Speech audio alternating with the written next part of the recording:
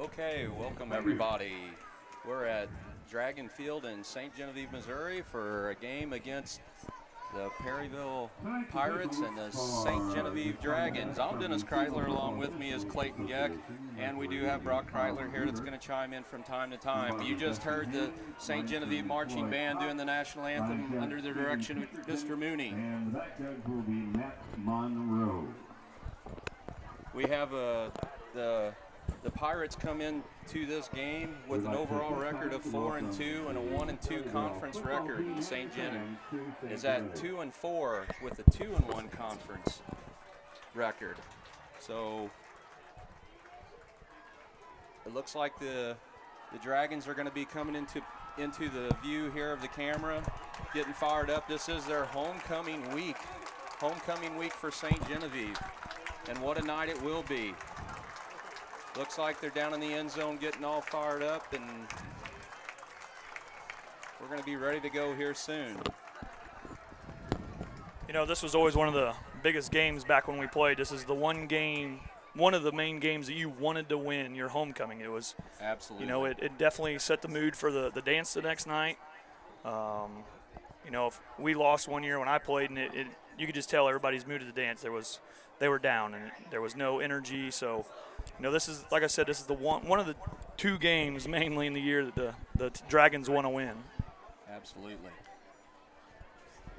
I was in the float a while ago, and here they come right now, all fired up.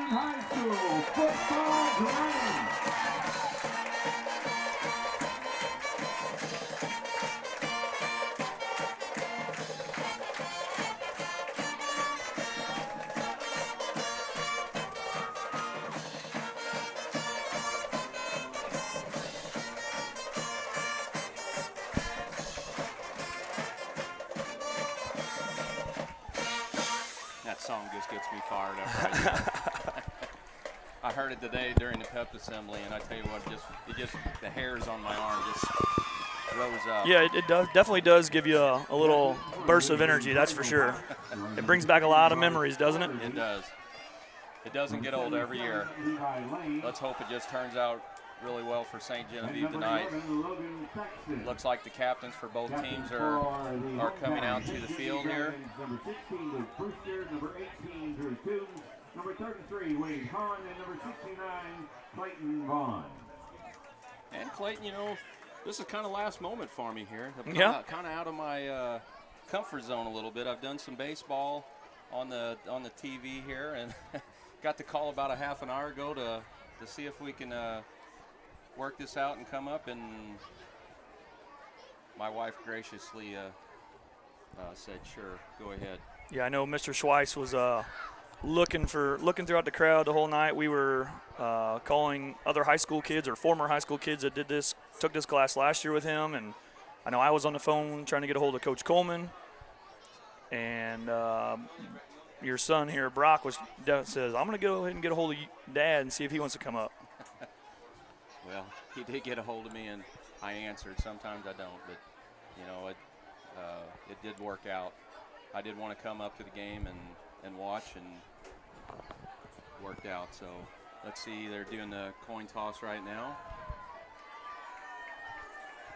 Looks like the Dragons won the coin toss. And really, I talk about coin tosses. It's pretty much standard now, almost, that if you win, you defer, right? Yeah, that's what it seems like.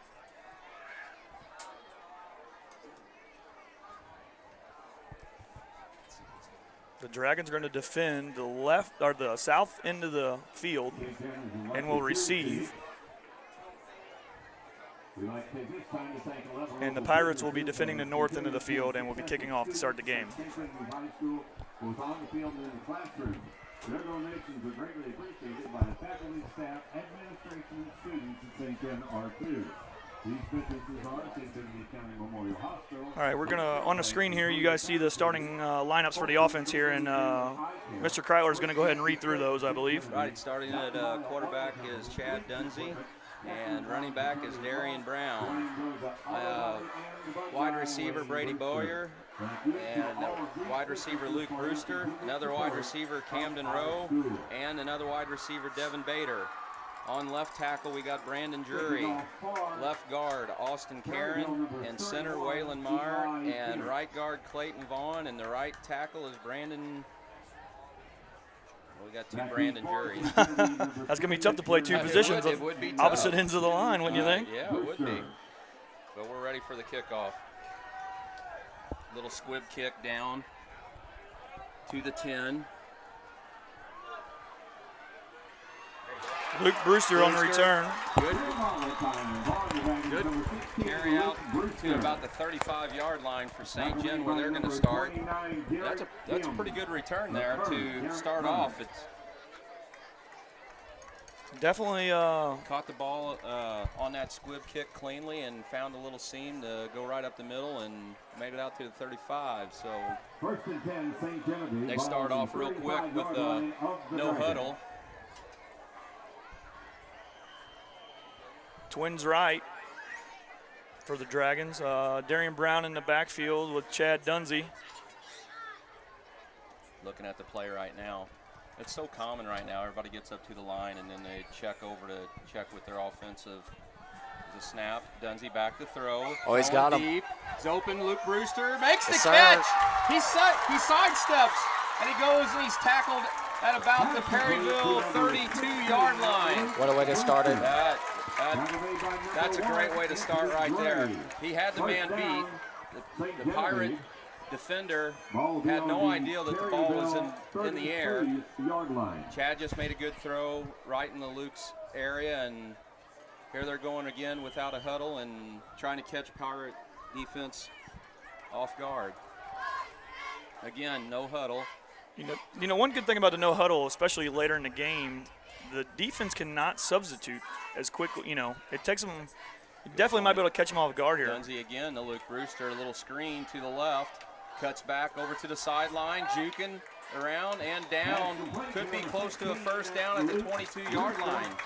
That kid is one of the shiftiest players I've seen at St. Gen in a long time. I tell you what, he's shifted a few times, and he's touched the ball all 3 times on the kickoff return. The first play, a pass downfield, and now a little screen to the left, and off and running is St. Gen. Good start for Chad Dunsey going first 2 passes. Yeah, it's always good to get your quarterback comfortable early in the game. You know, let him throw it deep once and then get some good short passes here. Another pass to Brewster out to the right. Cuts back in the middle. Pass complete for number 16, Luke. About a 4-yard gain. Tackle made by number 72, Josh Pyle.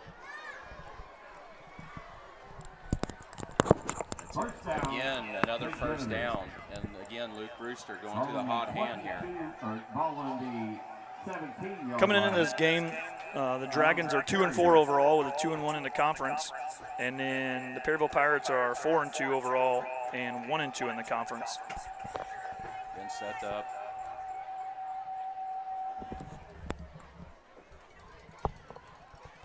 Dunsey with a little fake, handoff up the middle.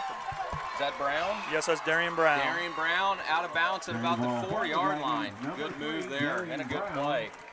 Caught the defense off guard with a little fake on a pass and a little bitty, a delay trap to Darian to the right side and good yardage. Positive yardage every play here for St. Genevieve. And Darian is a freshman this year, so for a freshman to get some playing time right away on varsity, that's pretty special. You know, you got to be a heck of an athlete to have that happen. And, exactly. And Darian definitely is. I've coached him in middle school. Hand off to Brewster, got a flag on the play, and Brewster is down for a loss on this play as they tried to fake it to Darian up the middle, come around with Brewster to the left, and might have a hold here. It's in the holding area.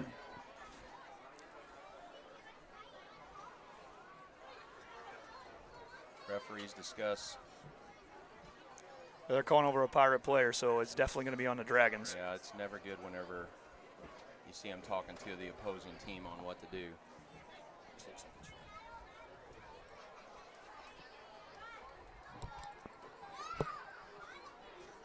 Holding St. Genevieve.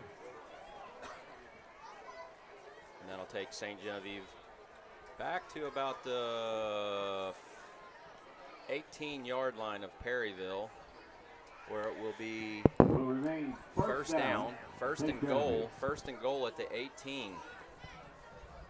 That's kind of, you know, you're on a good run there, making play after play, and then to have a holding call on the 4-yard line, that sets you back. And let's see if they can overcome this. As long as, you know, get something positive here. That's the main key. Exactly. Stay with first down. Stay Dunsey positive drops yardages. Back, throws to the end zone, wide open. Touchdown, St. Genevieve. Gabe Grimminger hauls in the pass.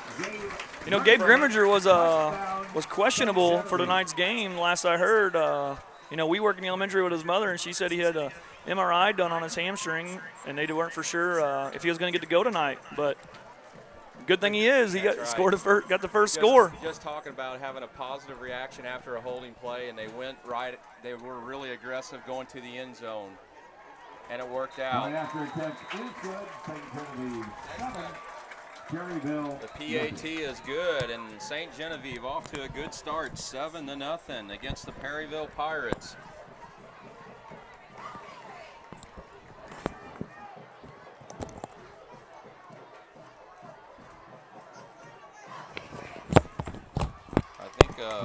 That extra point, was that Chad Dunsey kicking the extra point too? I thought it was number 2.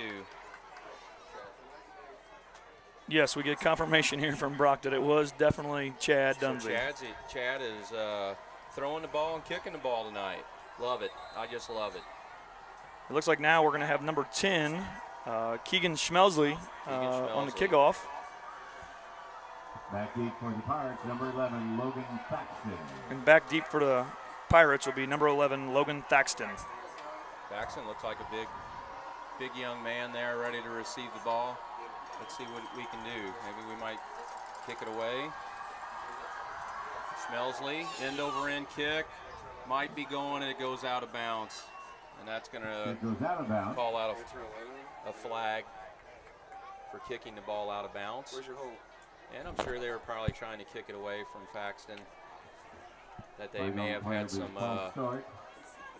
will be placed on the 35-yard line info on him, maybe to kick it away from him. And they did that, didn't they? Yes, yeah, they did. Unfortunately, it went out of bounds. A little bit too much. So we're going to give them some really good field position here, and, unfortunately. you know, they get the ball back at the 35, which is about where we started. So. Starting defensive line up here in a couple seconds. Perryville's got one. Looks like some double wings here. Double wings here for Perryville. One goes in motion. We get a little sweep. Off to the right, breaking through, and brought down. Looked like number 40. Number 40. Camden Rowe. Camden Rowe. Good to see him. But after an 8-yard gain, so it's 2nd and 2. Second down, Perryville.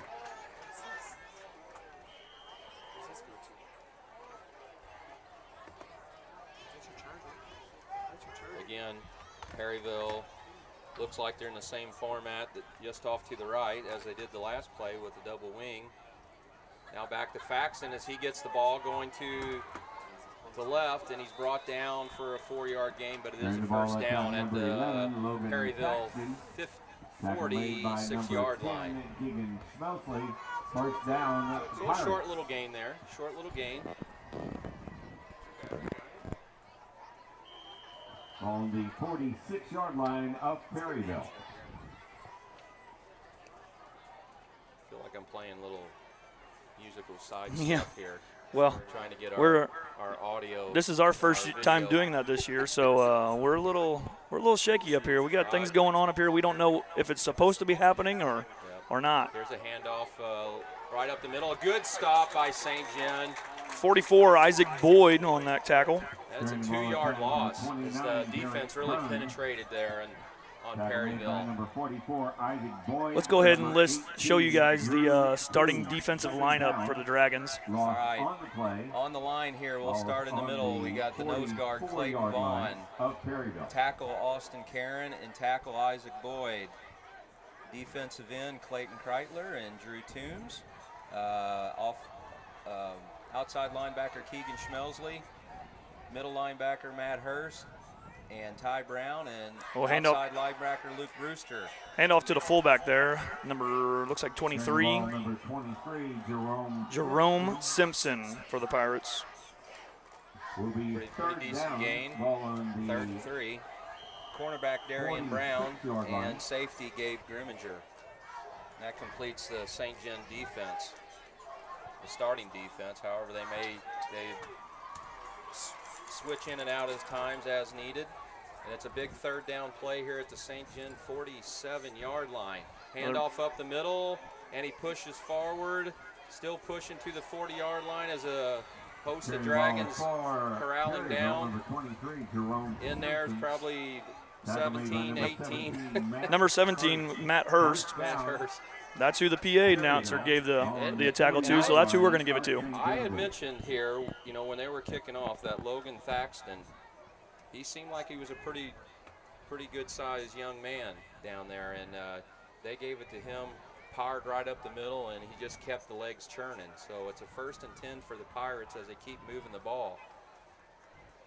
Oh, big stop by Isaac Boyd. Stuffed him. He just exploded off the ball. I don't know if the offensive line even touched him. I don't even know if they saw him. That almost reminded me of the Javon Clowney for South Carolina. Where he about decapitated a guy, huh? He came right in and just met him as he received the ball and just pushed him back. That's fun to see. Way to go, Isaac. The Iceman, as he's known.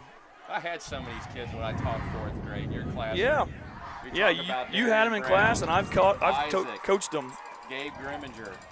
Remember them guys when they were in 4th grade? They played ball. They played football out in the little bitty playground we were in. Oh, we were getting another sweep out to Thaxton, and a good coverage again by St. John. Number 60 was in on that one. Nick Robinson. A 5'8" senior. So now it's 3rd and 13 at the St. John 44, and now they're stacking the line up against Perryville quite nicely on their runs. You know, they got off to a pretty good start moving the ball on the ground. Perryville has yet to throw a pass. Yeah, and it's 3rd and long here, so let's see what they do. I know the Dragons just subbed in. They brought in Luke Brewster. I don't know if they brought him in for maybe some coverage. They did. Perryville fakes it to Thaxton, little screen play at number 23, but good coverage, only for a 3-yard, maybe a 4-yard gain. But Ty Brown in on a tackle, great open field tackle by Ty Brown here to hold the Pirates to 4th and 10 here. This is an interesting situation here to see what Perryville decides to do. They didn't have too many people come in and out, but that doesn't mean anything because they could have their quarterback punt the ball, or you know, it could be something to where they drop back and decide to see if something's open. If not, go ahead and punt it. Well, they're definitely coming in line with their double wing tight here, so it looks like they're going to go for it. Oh, we got a pass. Drop back, throws downfield, kind of wide open, off to the side. Oh man, that could be close. There's a good catch right at the stick. I think he got it. Pass complete to number 84. 11-yard gain, right on the nose. Had both feet in. Gutsy call by the Pirates, but is that Thaxton again with the catch, number 11? I believe it was. Rolled right out. That's a hard play to defend. Good throw by the Pirate QB. Bryce Flattery. He put it right where you really can't defend that. We'll get a little option here. I think he's down. The ball's down, and it's recovered by a Pirate, but that was, you know, again, getting in quick.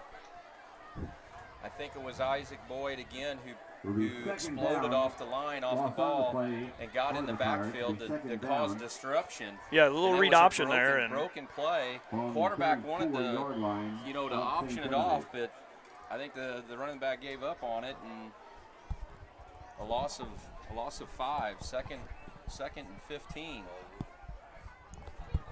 Well, Drew Toombs up the middle. Drew Toombs got in the backfield quick, and when the quarterback handed off to the tight end, he had him wrapped up right away. Great play there by Drew Toombs. Joining us now in the booth is Dr. John Boyd, the cross-country coach here for St. Genevieve. Coach Boyd, how's the season going so far? It's been a good season so far. We've got a lot of youngsters and just have had 2 races so far. It's kind of been a long season, just getting a couple of races under our belt, but we're going to have a long stretch now where we have 3 or 4 weeks in a row without missing a meet. So then we'll have another off week and then get ready for our district meet and then the state meet. Okay, so, you know, and over the past few years, you know, the girls have been dominant, and then I believe we still have, and then we had Ben Nagger that was on the boys program that was really good and did really well for you. What kind of leadership do you got this year on the team? Well, we have Sarah Moore back, and she was around when we had Taylor and Maya and some of our older athletes that have kind of moved on and are running at the collegiate level now. So she's had an opportunity to see how they did things and kind of figure out what the program is like and the tradition and the culture, and she's been able to pass that along to a lot of our younger athletes. So she definitely steps up for us both on the boys and the girls side. And then we have Max Upchurch and Camden Sadler, and they're both back from a very successful boys team in the past. So we've had a great opportunity to be able to kind of just continue to pass the torch with a lot of our younger athletes. Yeah, you know, we both ran cross country when we were in middle school, and it's amazing to see what Coach Jett and yourself have done with this program. It's phenomenal. So much congratulations to you two gentlemen. So I heard you talking with Mr. Swice earlier today that Sarah Moore probably won't be racing this weekend. Does she have an injury, or is she just getting some rest here? What's the deal? Yeah, we raced last weekend. She came out of the gate really strong. She won both of her first 2 races, both at Forest Park, and then came back and won last weekend at Hancock at Jefferson Barracks. So she had some really good races the first 2 weeks of our racing season. And then on Sunday, we showed up for the long run, and she was having some discomfort in her foot. And we started the week, and we just did some cross training and kind of kept her off of it from running. And long story short, she went to get some x-rays. Everything looks like it's going to be okay. No major injuries. It looks like she has a pretty good bruise on her foot. But other than that, I think everything is going to be good to go. She's definitely not going to race this weekend. So she won't have an opportunity to make it 3 for 3 as far as the races that we've been in, but just going to kind of rest her up a little bit and get her ready to go for the final push of the season. Yeah, and you know, I'm sure the type of athlete and the student that she is, she realizes what you're doing here. You're setting her up for success. You know, you don't want her to be run down, especially when districts and state is coming up here pretty quickly. You know, it's interesting that you say that. That's the conversation that we had last night, was that this little injury that's popped up probably couldn't have happened at a better time. It gives her an opportunity to get a little bit of rest leading into our final push towards the end of the season. So at the end of it, it might just be the blessing that she needed just to kind of get her to refocus and kind of take a step back and just kind of rest and recover leading into the final push of the season. All right, well, Dr. John Boyd, we appreciate the interview. Good luck with the rest of the season, and keep doing the great work. Sounds good. Thanks for everything you guys do.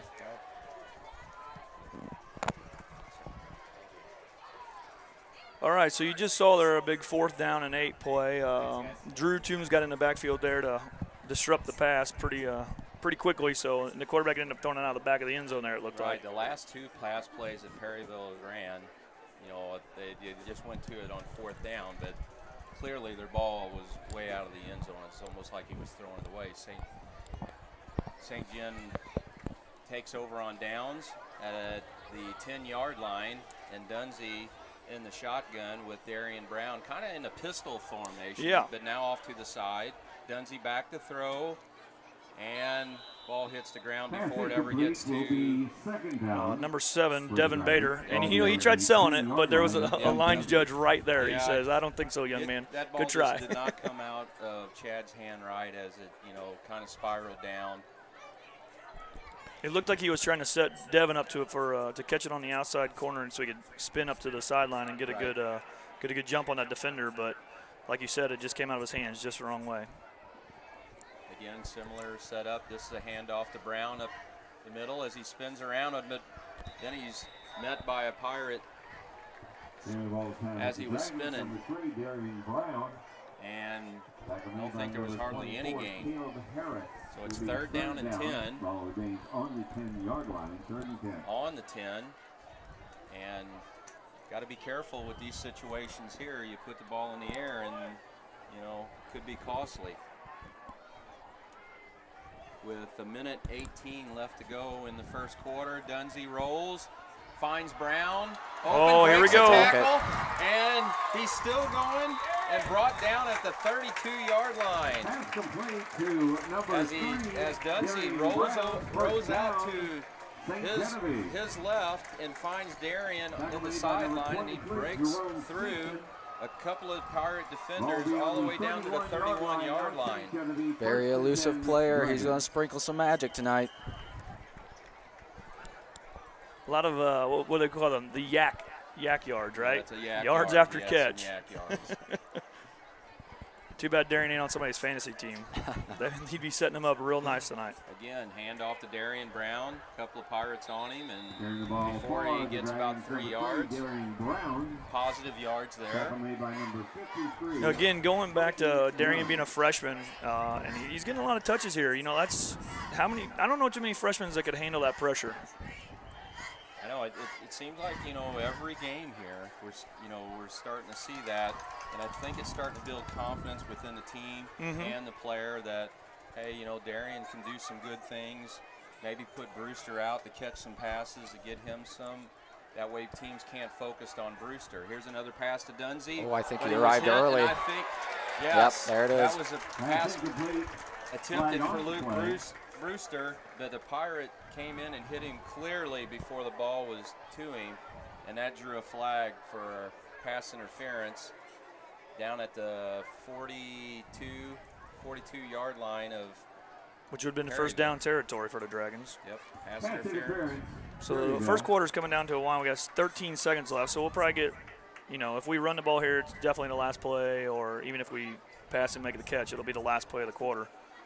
And then I believe we'll have Dr. Julie Fligg coming up to join us tonight for a short interview. Can't wait for that. I seen Dr. Fleeg yesterday. She On came that out first and down. visited us doing some PE, me and Coach Balsler out on the football field. It was great to see. First down. St. Administrators Genevieve, come ball out on the 48-yard and line. wanna know what we're of doing. The Dragons. Yeah, it seems like we've been seeing a lot more of the administrators here recently, especially from the district office, getting around, getting to know what's going on in the school, which is always a good thing. Right, hand off to Brown again, as he does maybe pick up a yard Carrying the ball at before number his 3, Darian forward Brown. progress is stopped. Tackle made by number 23, And, Jerome well, Simpson, maybe- number 53, Yeah, maybe a Colton half a Young. yard before Second down, St. Pirates, Genevieve. and that's gonna End of the end the first quarter with the Dragons 7, the Pirates Perryville, nothing. So good first drive for the Dragons. Coming down, they threw the ball quite a bit during that first series, and then they made a good stop at the 10-yard line, and now it seems like we're kind of pounding it a little bit. Yeah, So we kinda definitely want good to show them what we mix-up. have, what else we have other than the passing game. So I'll be interested to see what we come out and do here right away in the first play of the game, of the drive here. It'll be second down and about 8, it looks like 9. So on the 49. So there's a lot of options that Coach White and Coach Sherry can come up with here. You get that play action going, and maybe you find some other receivers downfield to surprise Perryville a little bit here and there. So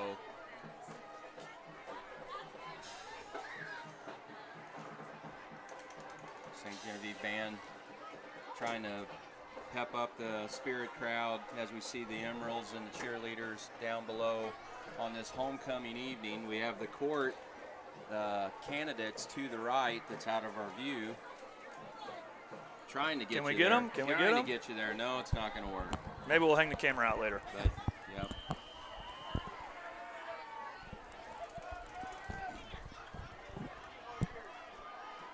Oh, and he made contact with the nose guard of St. Gen. That's going to be in Flag on the offsides. Perryville, so it'll be second down and I think even in high school now, even if you break the plane of the line of scrimmage, it is still a flag. I'm on my NFL. Yeah, there you go. guidelines here. But they changed rules so much in high school too. You just never know anymore. Right. But he made contact, so we definitely know for sure it was offsides on the defense. Right. Darian Brown to the left, a little quick pass out to Luke Brewster as he tries to Gabe get by. Grimminger had a good Yes. fence going for him. That's a good gain off to the left. Looks like it could be into first down, into more Perryville Pirate territory, down to the 33-yard line of Perryville. First down, St. Genevieve with 11:53 in the second quarter. And as we continue play, in steps into the booth Dr. Fleeg, our assistant superintendent at St. Genevieve, and she is going to be our superintendent next year. That is correct. Dr. Fleeg, can you tell us a little bit maybe about your future plans on what you would like to see happen while you're a superintendent? That's a large question to answer. So, no, you know, being a graduate of St. Genevieve, I just love this place, and so my goals are to work with the teachers and the admin team and everyone else here and the board members, and just to continue the great traditions and make sure St. Gen continues to be the best. And you mentioned you are homegrown just like I am, and it's good to see that we do have a superintendent with some homegrown roots. And I was just mentioning to Mr. Geck today that you do seem to come out and visit a lot of the classrooms that are seen throughout the school. In fact, you came out and seen what me and Coach Balzer were doing in PE yesterday, and it's good to see that. Yeah, that's my favorite thing. I try to get out of the office as much as possible. So if I can go out and there are kids on the field playing a game, I watch. My favorite places to hide out are in preschool. I love preschool, and I go to our challenge room a lot and have a lot of fun with those kids. There is one young man, his name's Cody. When I try to talk to him and say hi, he's usually waving me like, you need to go. So, so I just love to get out and be with the kids and hang out with you guys and see what's happening. What are your biggest challenges you've had? I mean, you've been in the middle school as a principal and kind of worked your way up as assistant principal, and now as you're going to be a superintendent. What are your challenges that you have faced along the way? Educationally? Educationally. Educationally, it's just watching the changes that happen, from year to year with our elected officials in Jeff City and in Washington, D.C., the changes that they try to make. And, most of them don't have education degrees, and they don't seem to want to consult with people who do. So it's just watching that closely and trying to monitor it. Educationally, I've loved everything I've done, from teaching to athletic directing to being a building principal. I've sure enjoyed my time really digging in and learning the curriculum, instruction, and assessment pieces as assistant superintendent. I am nervous about the superintendency. That's a lot to learn on finance, but Dr. Lindsay's a great teacher, so I look forward to continuing to work with him this year. Oh, and you worked in the business department in the high school I did. back when I was in school, so I think you will have a pretty good handle on this. Yeah, I did. I was Mr. Geck's teacher, and when I went to college, I originally went to be an accountant. So okay. I got to that third class, which was all about taxes and depreciation, and I thought, this isn't for me. So I think I can handle it. It's just learning it all, because there's a lot.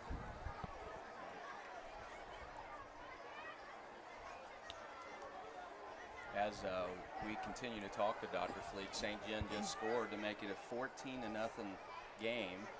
And Dr. Fleeg, just talking to you some more, I've only worked at this school district here, Yeah. and I go around and talk to different educators as I go to different conferences and professional development opportunities.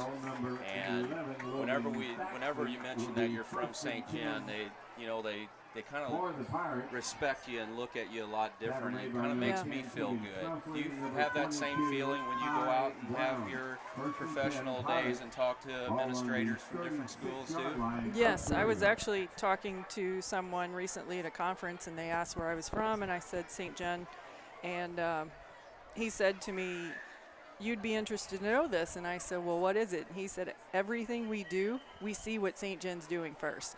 So that was really cool to hear. I have been at like basketball and volleyball games and had people from other districts come up and ask, what I do at St. John, and whenever they find out, they want to give me their resume or ask me if we have jobs open. So it is a great feeling to go out and hear all the positive feedback about all the things we do here, and that people are looking at us and trying to model what they're doing at other districts like we do here at St. John. So I know I always think that's wonderful whenever I hear that. And, we try to do what we can, what's best for our students, and it seems like this community we can make it happen. that is right. And, that's what, we always have to remember that. And, I tell people, and I know people here say it all the time, is our kids come first. We're going to do whatever is best for our kids. And I think that's our mantra as a team. And it's not like that everywhere else. So it's something that, we need to remember, and this community will support us as long as we're putting our kids first. Absolutely. Falls on the 43-yard line of the Pirates.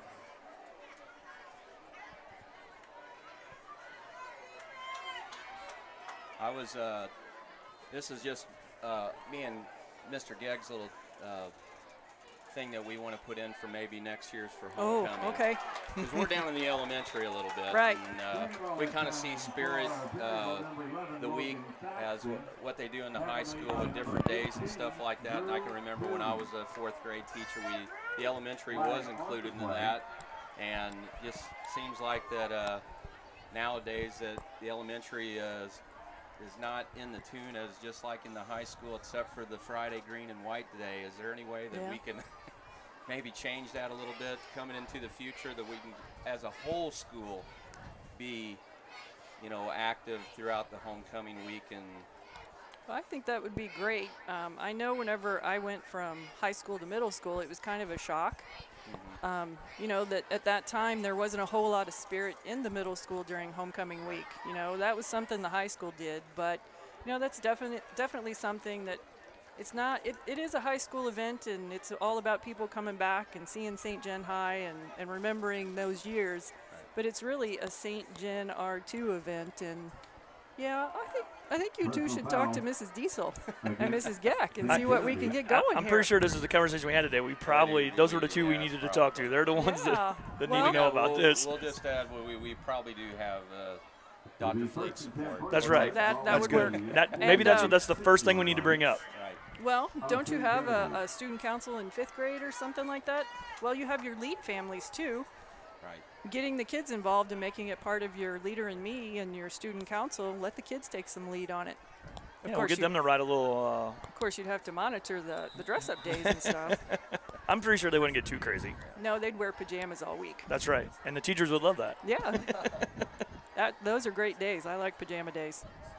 And Wacky Wednesday. I love Wacky Wednesday. Yeah. Wacky Wednesday. I think they had a Disney theme, maybe Tuesday, that elementary kids probably could have been all over that. So Yeah, I think that's a great idea. Talk to those two. I'll warn them that you're going to come. Well, don't do that. Let's surprise them. Oh, okay. Let's surprise them. Okay. As long as they don't listen to this broadcast. You have to be flexible when you're in education. So That's we're true. all about surprises. You never know what's going to happen. Well, let me ask you two this. So moving forward, what are your expectations of me? Good question. Man, putting us on the spot. I know. That's kind of called a loaded question. It is. It is.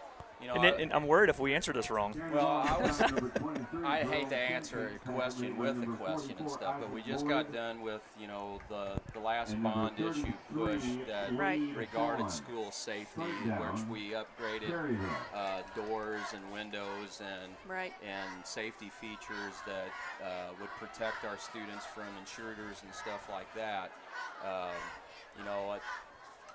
My final question to you, Dr. Fleeg, is what do you see in the future, coming up that could be our main focus on as we get past that maybe if, that maybe we're up to date on our safety issues and stuff like that. Is there another area that we need to build and grow at St. Gen? Third down. There are things that came out of the last bond issue, the committee meetings and the discussions. There was a big list that was created. I don't know if either one of you were on that committee. But, that committee involves teachers, staff members, administrators, community members, lots of parents and students. And basically each building, their committee goes through the building with a fine-tooth comb, and they make a list of this is our #1 priority to take care of, and we think this needs to be addressed in this bond issue, and then it goes down to, this would be nice to have. So there is a list that still exists from that bond issue process that, when we get down the road, I don't think we'll do a bond issue next year. Well, you don't want to start your first year with that? No, I don't. But maybe the year after that, a couple years. That would be a process, when I got that committee together and we started talking, we would definitely take a look at that list and then go from there and kind of go through the same process to see if those areas had been addressed. And if so, then what new issues have come up? Of course, student safety is always our #1 priority. As Coach Kreitler knows, we had an issue recently with the gym floor at the elementary, so that's not something that could wait until the bond issue, so we're in the process of fixing that now. Because we have groups that use it in the winter season, in evenings and nights. So safety is always #1. Of course, there's always facility wants and needs. And I know I've heard from many, many people that they wish and really want another gym somewhere. Oh, yes, I've heard this a lot too. I've heard that a lot. There's been a lot of pressure and a lot of, hey, what do you think about building another gym? But like I said, that process, that is all going to be through a committee and lots of input from a lot of different groups. Right. So I would encourage you both to sign up for that. It's quite an interesting process. I can only imagine some of the things that we probably don't even realize the school needs or could use that people, come up with. Yeah, it's hard because, we're seeing the eyes through one part of the school. Right. And you, Dr. Fleeg, have seen you're seeing it through all different parts of the school and even out in Bloomsdale Elementary. Right, so, and there are things that our parents bring up, like out at Bloomsdale, at St. Gen we have the bridge and we have a process for pickup and drop off for our parents and our kids. At Bloomsdale, they go in the gym and there really wasn't a process. So in that renovation and that change, we made a circle drive process where those parents can pick those kids up at the door there, so it's a much safer process. Kind of similar to what we're doing at St. Gen. Our teachers help put the kids in the car and keeps them a little bit safer. Right. As we continue to talk to Dr. Fleeg, Perryville ran down and scored to make it a 14-7 game with 6:52 remaining in the first half. And to end up, Dr. Fleeg, to answer your question, I want to get back to your question on it. What I expect out of you is really, so much of what you've been given this district the whole time you've been there. I mean, you've dedicated for the students of St. Gen to do what's right for them, and I feel like you're going to continue to do that and work with the community to provide a safe, educational experience for everyone. Well, thanks. That's, like I told you, kids come first, so whatever it takes to make sure they have everything they need. All right. Well, we appreciate you coming up here, Dr. Fleeg. Always a pleasure. And hopefully we'll see you on the football field on next PE day. Oh, yeah. I'll be out there. You can do some laps with us. I can do some laps. Okay. The kids will beat me, but I'll do some laps. Well, they do that to me, too. Yeah. So well, thank you, guys. I appreciated my time. All right. Thanks so a I'll lot. turn it back over to Brock. And we're, again, 14-7 here in the first half with 6:42 remaining. It's good to talk to an administrator. Dr. Fleeg, she's always been around. It seems like I see her everywhere whenever I go to an event. I mean, she just takes the time to go out and to be seen and to talk to people. A squib kick by Perryville. Again, a good run back by number 40. Camden Rowe. Camden Rowe. And we, just by talking there, we just chewed up probably, Oh, almost a lot of time. Over half of the second quarter.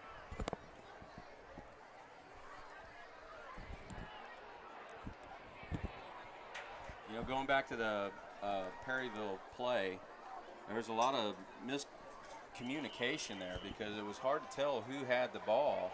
And then Thaxton broke loose on the left side, and really nobody knew he had the ball, and almost like a little trick play. Yeah, it looked a lot like the defense had their assignments right. It's just that when he made the pitch, the wide receiver must have just put a good block on the linebacker, Right, because it was the defensive end who took the quarterback and actually brought him to the ground as soon as he pitched the ball. So There's a flag there.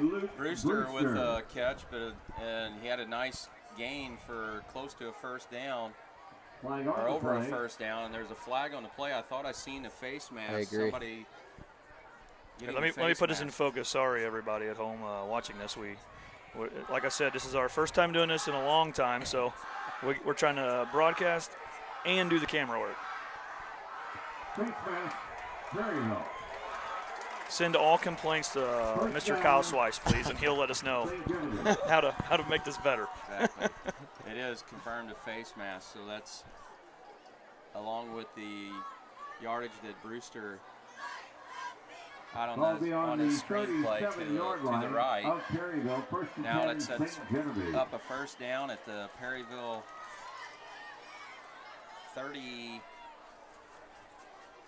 37-yard line, 1st and 10. And I get a little more balance here to this as we start off. We had some runs, now we're having some throws. Again, a we'll throw play action here. over to Gabe Grimminger on a nice play in the middle. I believe that's his first catch of the night. Looks like we got enough for another first down. Yep. Moving the sticks. 6:15 left in the first half. 14-7, St. Gen. Again, going back to this being homecoming weekend, I sat down at the parade route and saw all these former football players that I grew up watching and idolizing, and then then I get in high school and play sports, and then now these guys that are playing now, it's amazes me that they're this age already. Like, I feel like I just graduated high school, but then I started coaching these guys at a young age in different sports, and it just amazes me The throw. Got Brewster down the middle, but overthrown a little bit between two Pirate defenders in the end zone to Luke Brewster. Hey, take a shot. First down, right? Yeah, first down. On the 20-25.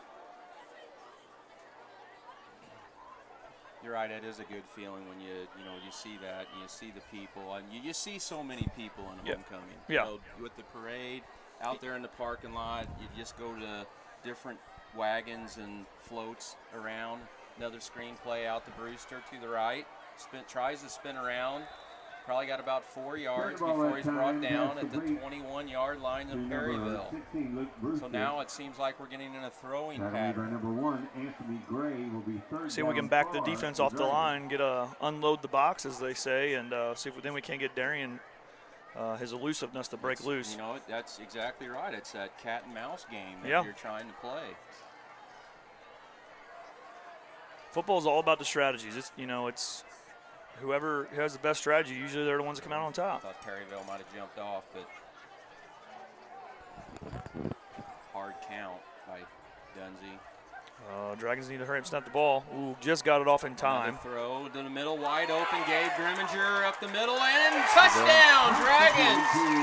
Gabe Grimminger eluded a tackle at about the 7-yard line, bounced right off of a Perryville defender, and kept his balance into the end zone.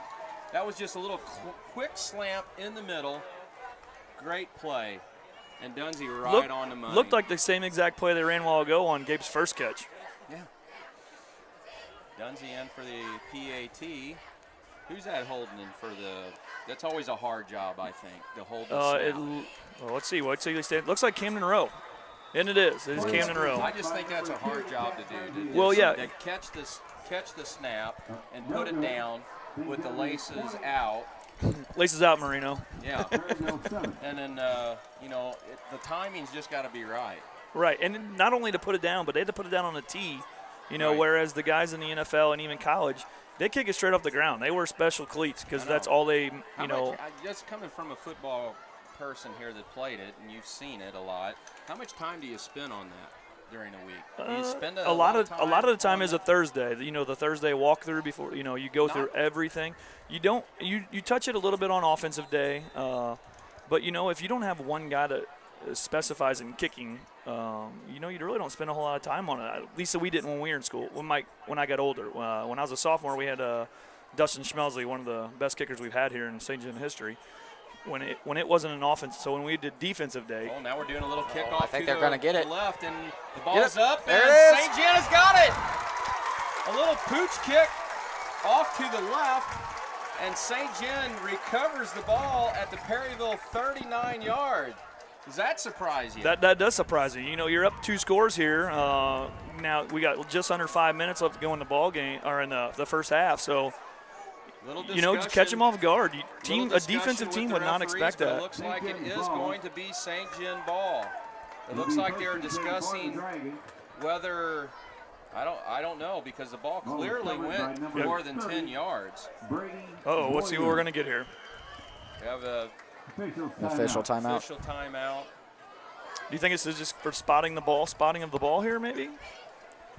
Well, they're still discussing it, but it does appear to be St. John ball. And they just scored, on a big play. Yeah. Perryville's down. Maybe that ain't so bad after all. To just come right after, do a little kick like that off to the right, catch people off guard, and you still at 4:55 in the second half to punch another one in. Yeah. Yeah, why not go for it? You catch them on their heels. I mean, did you expect that to happen? Did not. To be a football coach and expect that, you have to think of every possible scenario, every possible play. And I don't think anybody does that. Maybe they looked at what Perryville was setting up to receive the ball and found an area of the coaching staff, found an area, a soft spot when they're receiving the ball, and thought, hey, this is something that maybe we can try. This takes me back to the Super Bowl when Sean Payton called this against Tony Dungy, right? Wasn't that the Saints and the Colts? Exactly. St. John did this versus Valley. Brady Boyer caught it in the air. Oh, wow. And probably got some extra yards. But the ruling is that the ball has to touch the ground now. So they got called back. So maybe that is what they were discussing there, just to make sure it touched the ground. I don't think it touched the ground, but it did touch we got some guys. Perryville. Brady Boyer on the catch. Yes. Drugged down by the Pirate. Number 11, I believe Thatcher, right? Right. That guy's everywhere. Thaxton, Logan Thaxton. He is everywhere on this field. Again, nice throw. Pass off to the right to Brady Boyer, right on the money. And Dunzy's look sharp. Yeah, he does. He definitely looks like he's a lot more comfortable than what he was early on in the season. So the line is giving him time to throw, and so those little things. Yeah, these little quick screen passes I think definitely help too. And not much on that one. That probably came pretty close to a face mask because it looked like he tackled him by the helmet. Didn't it look like he gave him a little shove on the head too, and right in front of the official. That's pretty gutsy. I want to get back to the PAT. Okay, yeah. Point. Yeah, we're discussing that, but one other hidden thing there is you got the long snapper that snaps the ball right on the money quickly. That is something that they definitely practice when you first come out to stretch and before the coaches come out for practice. That was something that the long snappers did a lot. They would long snap to each other. Off to Luke Brewster as he fights through a maze of Pirates down to the 8-yard line of Perryville. Yeah, St. John on the move again. As I was saying, the two long. Usually you have a first string long snapper, second string long snapper, and that's the first thing they did when they came out before they warmed up. Before the coaches came, they would go through their routine. They would just march off 15 yards and they'd long snap to each other. That guy would turn around and do the same thing. So that aspect I think it's practiced quite a bit. At least it did when I was in school. I would think you'd have to. You got to find somebody that's a specialty need. Right. So again, at the 9-yard line of Perryville.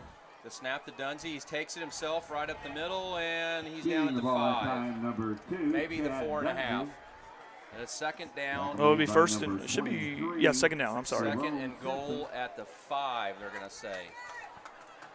And 3 minutes, just over 3 minutes left to go in the game. So Dragons got plenty of time here.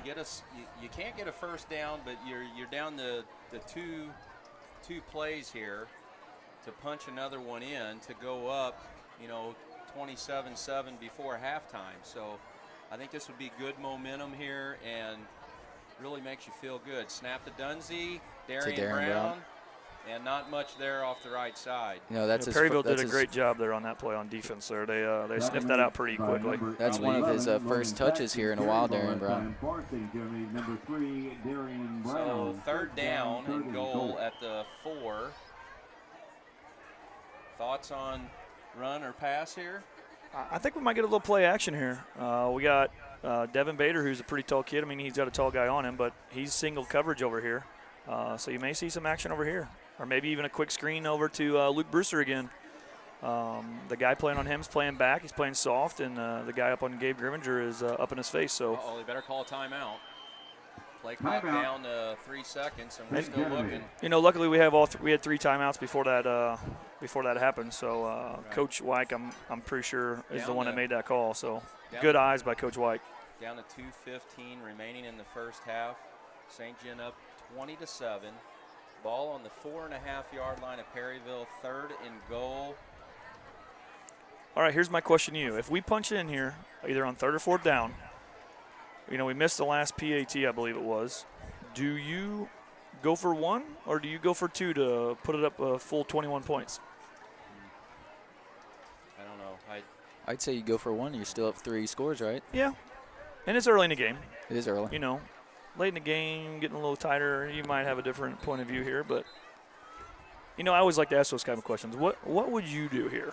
And then you are a varsity coach for softball, so maybe we can get an interview here with you tonight too. Maybe. We're on a run here with interviews, so maybe I'll get. And we're going to have Jeff Nix, athletic director, coming up here after a while too. He is also going to get an interview in, I believe. Love it. I just love it. All right, 3rd and goal. 3 receivers to the left. One of them is inside. Oh, handoff to Luke Brewster. I think he's got it. I think he's got it. Darren Brown with a big block. Maybe a late hit. Oh, Luke is down. He was in the end zone clearly. Threw off his helmet.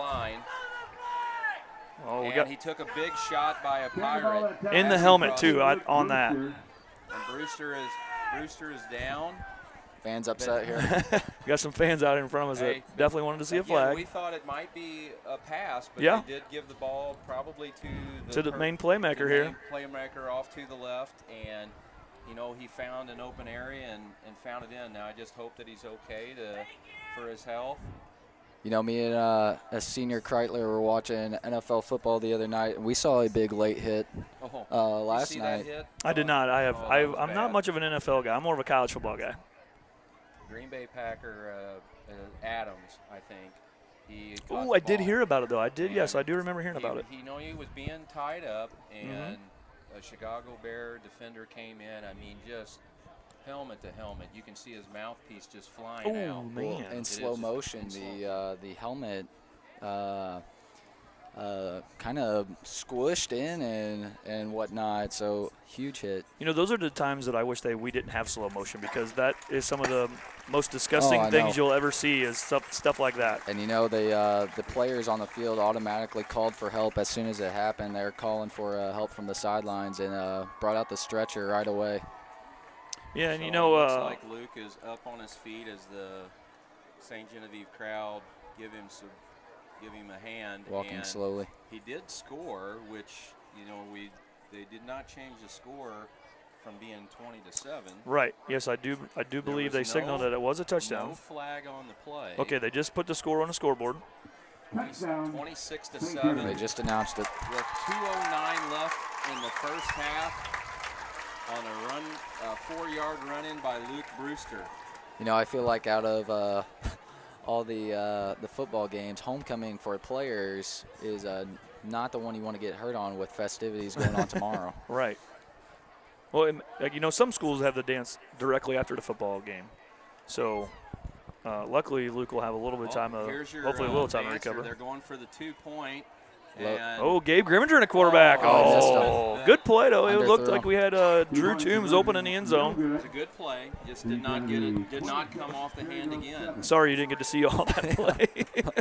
I'm getting too wrapped up in the game, Brock. I can't do both of these. At any rate, he was wide open. It looked like the receiver Toombs was falling down, that he may have been trying to adjust himself to cut back to catch the ball. Right. Well, it didn't have a spiral to it. It just seemed like it came out of Gabe's hand wrong, and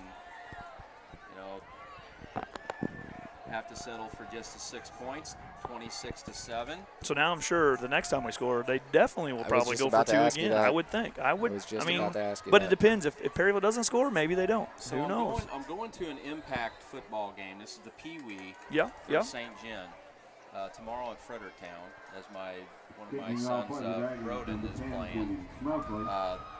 Their extra point system is the opposite. Yes. So if they kick the ball for a field goal, it's 2 points, and if they run it in, it's 1 point. Interesting, isn't it? Right, but and they don't rush either, do they? They do not rush. Kickoff down to the 15. Looks like Faxon's got a head of speed. Ooh, we got some flags coming in. Flags all over the place, litter the field. Receiving the ball that time, number 11, Logan Thaxton. Could be a Flags off the illegal flag. block somewhere. Let's go ahead and give a shout out here to Austin King. This is a very important job. He is a member of the football team. He, I believe, tore his ACL in practice, maybe. And it looks like he's definitely recovering because he can run now. So this is an important guy, just as much as the quarterback or the receivers or the linemen or anybody else. He's important. To get out there after the kickoff, to Yes. go out there and get that tee.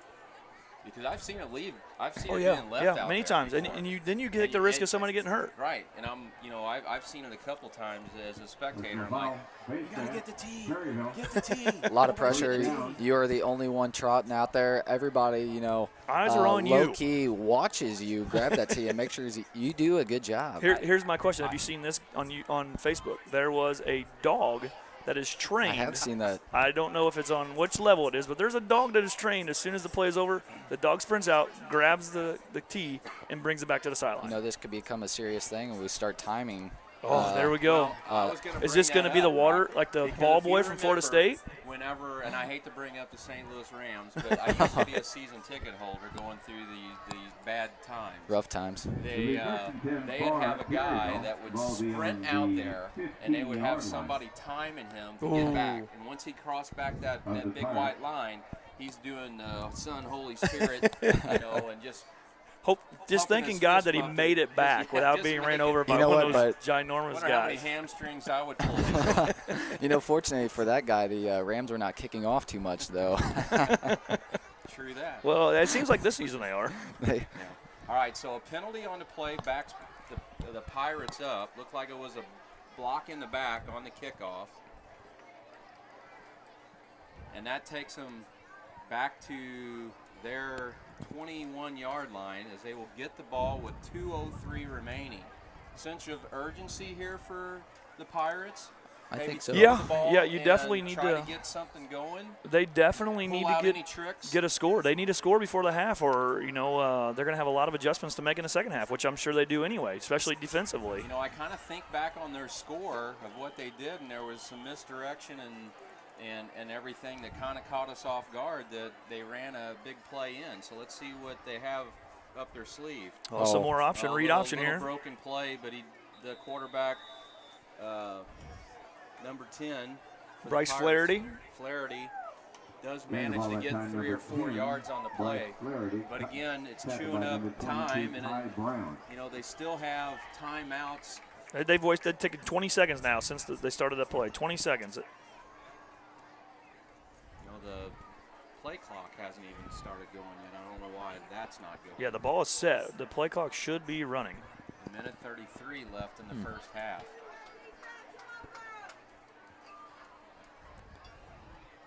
I'm going to think, here we go, an option Flaherty's pass. out. Drew Nothing Toombs. open. Drew Good Toombs with the sack. Good coverage downfield by Darian Brown on a Pirate wide receiver as Flaherty was looking deep. But Darian stayed with his receiver. Dragons came in, penetrated, got Flaherty for no gain. Who was in there for the tackle? That was Drew Toombs on the sack. And we got a timeout by Perryville with 1:08 remaining. That'll be Perryville's second timeout, I believe. I believe they.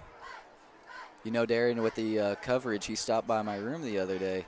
Now that I'm not a football coach by any means, but I was trying to throw in some tips here and there. You know, that maybe that could help him out. I think I might take a little credit here and there if he's going to play that well. You know, I believe I watched. It was at the Potosi game last week. It seemed, or maybe it was even the week before. It just hearing from some other fans, it seemed like some teams were trying to pick on Darian. You know, as a freshman, you don't expect that kind of a freshman to have. What am I looking for? The confidence that Darian does. I mean, Darian is. I coached him last year basketball. He's one of the most confident kids. I definitely wouldn't say he's cocky, but he is a confident kid, and I don't think too many teams know that about him. Right. So he takes pride in his defense, and you know they're going to try picking on him just because he's a freshman, but he's going to prove them wrong, and he has a lot already this year. Third down, little pitch to the left, cut back, positive yards, but still not enough for a first down. It's going to be fourth down. Another timeout for Perryville with no. I thought I heard the clocks there.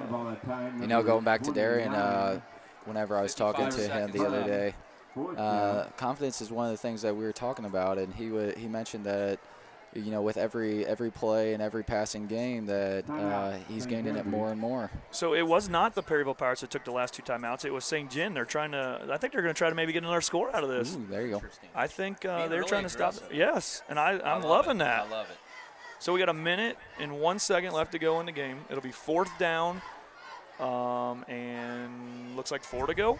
I know as a coach in softball, I'm always wanting to be aggressive. Yeah. We get people on, the right people, we're going. We're moving. We're trying to make something happen. If you're going to make a mistake, make an aggressive mistake, you know? Right. Sit back and wait for something to happen. Sometimes it just doesn't happen. It makes you think too much, and when you think too much, you make mistakes. You think long, you think wrong. There you go. That's a good saying. 4th and 4 from Perryville's 24-yard line, I'm sorry. We do have a player back, and that is Darian Brown, just in case they do punt. They did set some more time back on the clock. It's 1:01 right now with Darian back. They look like they're in a punting formation here. It seemed like we've had a lot of discussions on the referees on certain things here. It almost seems like maybe they got some talking to do at halftime and some game changing. Hey, you know what? It might be their first time as well. I'm going to say probably not. You never know. I'd rather be up here than down there. I tell you that right. There's too much going on in the field for me to be an official for a football game. That's for sure. Oh, high snap, but he gets the kickoff. Drew Toombs almost got in there. And not a very good bounce for Perryville as it's down at the St. Oh, we got two players down beyond the play. 47-yard line, and there are two St. Genevieve players down. And it was the two that were rushing the punter here. So, I believe one of those was Drew Toombs. Coach Wyke out to help both of them. Coach, I think you're going to need some help. Those are look like two pretty big boys. Yep. So as hope for the best for them. Let's just hope it maybe just knocked the wind out of them.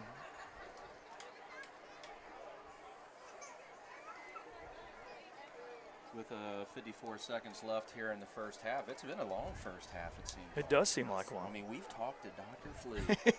And Dr. Boyd. A couple of doctors already. We got Mr. Nix to go through. And he is making his way across the back of the end zone right now.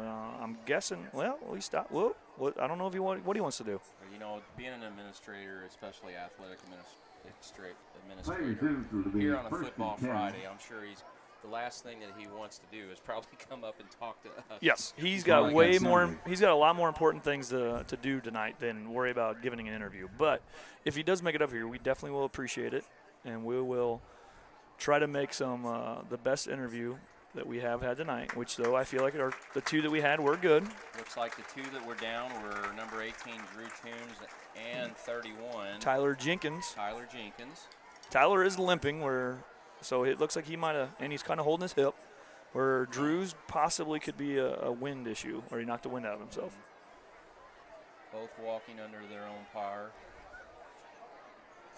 With it looks like Casey Kohler out there from Mid-America Rehab. Yes. They do a fine job. Yes, they do a great job throughout the community. Yes, and you know, they always come talk to us at our coaches meetings before school, and They say no matter what time of the day it is, pretty much, if you have an athlete that you know needs to be seen or has a lingering injury, give them a call. If they can't make it in, they'll definitely stay late at the office for them. Right, Dunsey drops back, 52 seconds. Plenty of Got time. anybody. Pop fires down. Oh. I was gonna say he did Came not out his have hands anybody. kind of weird there. Not sure if he. Intended receiver number 8, Gabe Grimminger, but he was covered by a couple of Pirates, and I think he was just trying to throw that away as he was being chased out of the pocket. Coach Kellen Balzer here trying to give Chad a little bit of instruction of what he saw that maybe Chad should have did, maybe to look for the next time that this happens. No timeouts for the Dragons, so it's pretty much hurry up and see what we're going to do. But, you don't want to be too aggressive here because you don't want to give Perryville a chance, though they do have 2 timeouts. So there is plenty of time for them to, if we do run the ball and they stop us, that they could get the ball back. You know what? I will say that, even Perryville scored 1 touchdown. Little scream out to Grimminger again. Yeah, if they're going straight up, as our defense stopping them well enough to be aggressive. And here on that play, Gabe, the guy that was guarding Gabe, was easily 10 to 15 yards off of the line of scrimmage. So it definitely does not surprise me we're throwing that little screen. And again, there's nobody on him. He's taking 3 steps out and he's receiving the ball. Dropped by Brady Boyer. That's a good point Brock just brought up. I mean, we are holding Perryville relatively well right now defensively. So, to go ahead and take chances like this, maybe, that's the right thing. That's the right thing to do. 4th down and 2 here for the Dragons on their 45. 24-second little Hail Mary. Let's go. Again, Gabe. Oh, here we go. They started to cover him now. Gabe was wide open again here. Look at Boyer. They. Right there, there he is again. They're going to go back to him. He makes the catch. Get out of bounds and. Oh, I don't think so. Oh, yes, it did. Well, they're going to have to stop the clock to move the chains anyway. So you're at the 35-yard line here. So, we just seen a pretty good pass earlier in the game to Brewster in the end zone. Yeah. Again, the clock did not stop. They went ahead and, well, it looked like they just ran a second off and then it stopped again. 15 seconds on the play clock. 18 seconds on the game clock. Snap. Dunsey rolls out to the Got right. Bader's open. And low. I think he caught it. Made. First down. First down. They stop the clock at the 20. Dragons can easily get another play here. They hustle to the line. I wonder if seconds do we try and spike it here? Stop the clock? I say take a shot. Take a shot for the end zone. You take a shot, you get 2 plays. Catch them off guard. Again, they still have not set the ball.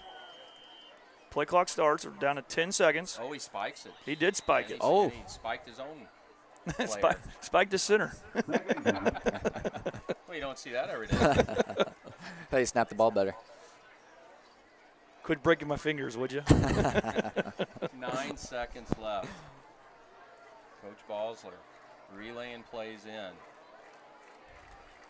Probably just have, I don't know.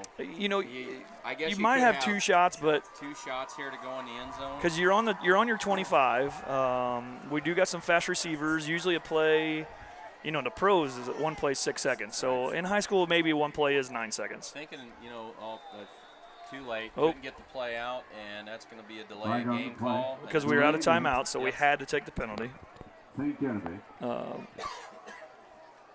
So that just marks us about 5 yards. So now we're on the 30. So again, Chad's still got a strong enough arm to take a shot at the end zone. But we've had some dinks and dunks here. I think if we try it again, we might get a good break. I mean, surely they're going to be probably going to the end zone. Yeah, I'd be playing back if I'm the defensive backs. I would be playing back, and it looks like they're kind of up yet. But do you try more towards the sidelines just in case? No, I think they're just going to take a shot. Well, Bader. Oh, yeah, he rolls to his left. Throws to the side. Oh, look, hook and ladder. Oh, my gosh. There's still time on the clock. 1 second. 1 second left.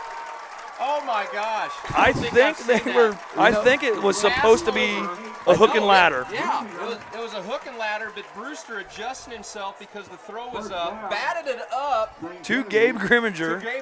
Who caught it on the sideline. And those 2 boys are cousins. Do you think they work on that on the weekends or at family events? They were watching a little volleyball during the week here. You know what? This is that's actually my second time seeing that play. 1 second left. Let's see if this pays off. They're going to throw over to Bader. Go up and get it. Oh, pass interference! Nothing. Not enough. And the half is going to end That's the end of the first Looks like they had the right matchup. I think there was Going a back to that play, that was amazing. Yeah. It just gets me fired up when I see stuff like that. Takes you back to the movie Varsity Blues, the old hook and ladder. Good first half for St. Gen, 26-7. Doing a lot in the air, running the ball too, mixing it up. They got to be feeling good about themselves going into halftime. As the St. Genevieve band gets ready to come out on the field, we're going to let the cameras roll as we Probably do a little recap here of the first half. Right, we'll probably get some stats delivered to us here soon to where we can get you that. The camera will still roll with the sound as you can listen to the band, and they'll have the announcement of the homecoming court queen. Right now they are giving out some awards for the week of homecoming. We can actually go ahead and probably roll the season stats for the players right now. Again, those will not be up to date, obviously, for the football game because of this. So here are the stats and also the players for the Dragons. So we're going to roll this for a while for you, and then we're going to go to the video of the band, and the homecoming court will be walking across the field here shortly, where we will definitely be doing what is one of the most sought-after events of the day, the crowning of the queen. I believe they said the homecoming king. I was not at the assembly on Wednesday, but I believe they said that Mr. Brandon Drury was homecoming king. I could be wrong, but I thought that's what I heard him say. So we're going to go ahead and cut out for the half, and we're going to let you guys enjoy the band and the other halftime festivities. Ladies and gentlemen, the St. Genevieve Music Department proudly presents the 2017 Marching Dragons Halftime and Competition Show. The band is under the direction of John Mooney, with percussion instructor Nathan Kingery and color guard instructors Audra Kingery and Katie Noel. This evening, the band will present selections from the 2017 show Forever Young, including Forever Young and Hide and Seek. Drum Major Lauren Mercer, is the band ready? You may take the field for your halftime performance.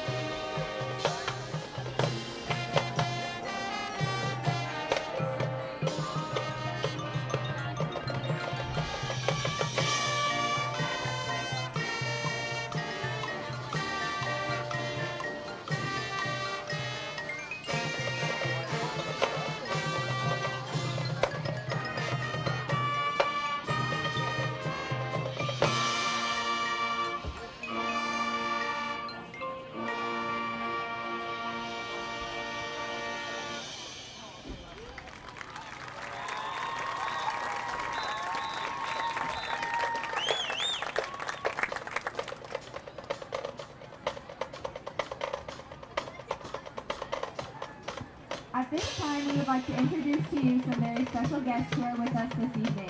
They are the homecoming queens from previous years, and they will be assisting us in crowning this year's homecoming queen. Please direct your attention to the ladies standing in front of the bleachers. They are Miss Brittany Bloom-Ged from the class of 2012, Miss Erica Castellaw from the class of 2007, Miss Ellen Carlson from the class of 1997, Mrs. Jessica Grimminger from the class of 1992, Mrs. Michelle Dallas from the class of 1987, Mrs. Diane Drury from the class of 1967, and Mrs. Pat Beckett from the class of 1957. Thank you very much for joining us this evening. And now, making her way across the field is last year's queen, Addie Siegel. Addie is the daughter of DJ and Nora Siegel. She is being escorted by her father, DJ. Addie is currently attending Union University in Jackson, Tennessee, where she is studying elementary education.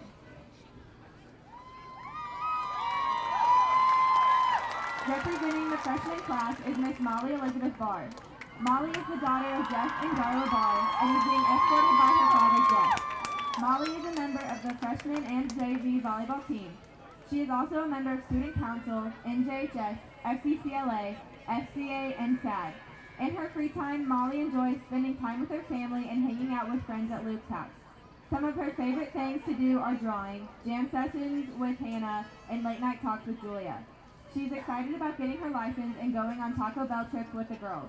She's looking forward to being involved and making great memories with great people throughout her 4 years of high school. Representing the sophomore class is Miss Ella Ray Reed. Ella is the daughter of Kirk and Nikki Reed and is being escorted by her father, Kirk. Ella is currently a member of Student Council, FCCLA, Math Club, FCA, SAG, and is a secretary of the sophomore class. She is a part of the volleyball, basketball, and track team. She has played with the Natural Disasters Volleyball Club for 6 years, and she enjoys drawing.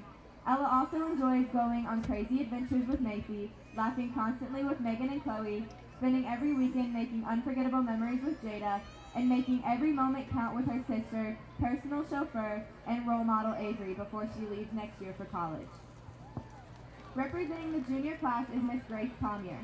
Grace is the daughter of Jeff and Lori Tomier and is being escorted by her father, Jeff. Gracie is the chapter president of FCCLA. She is currently a mentor, involved in cadet teaching, and is a member of Jelly Beans. In her free time, she loves to hang out with her 3 best friends, Shauna, Rachel, and Taylor, spending time with family, riding mopeds with Riley and Lexi, having girl talk with Katie and Nat. She hopes to become even more involved in her 2 following years, meeting new people and making countless memories. Carrying the Queen's Crown is Tess Huffman, daughter of Travis and Kristen Huffman. Carrying the football autographed by the St. Genevieve Dragons varsity football team is Kristen Rapp, son of Penny and Tim Rapp. And now, we would like to present to you the 2017 Homecoming Queen candidates. Escorting Miss Avery Nicole Reed, daughter of Kirk and Nikki Reed, is her father, Kirk.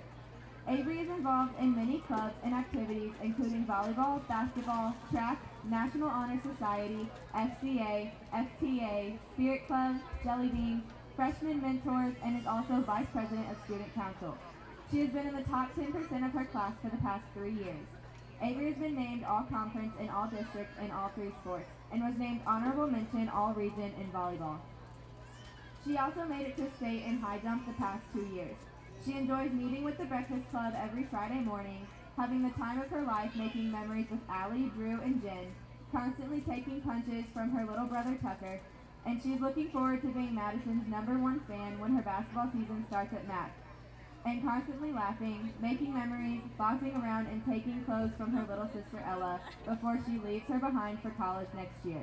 She also enjoys listening to all her mom's tips about volleyball, well, sometimes, and joking around with her dad.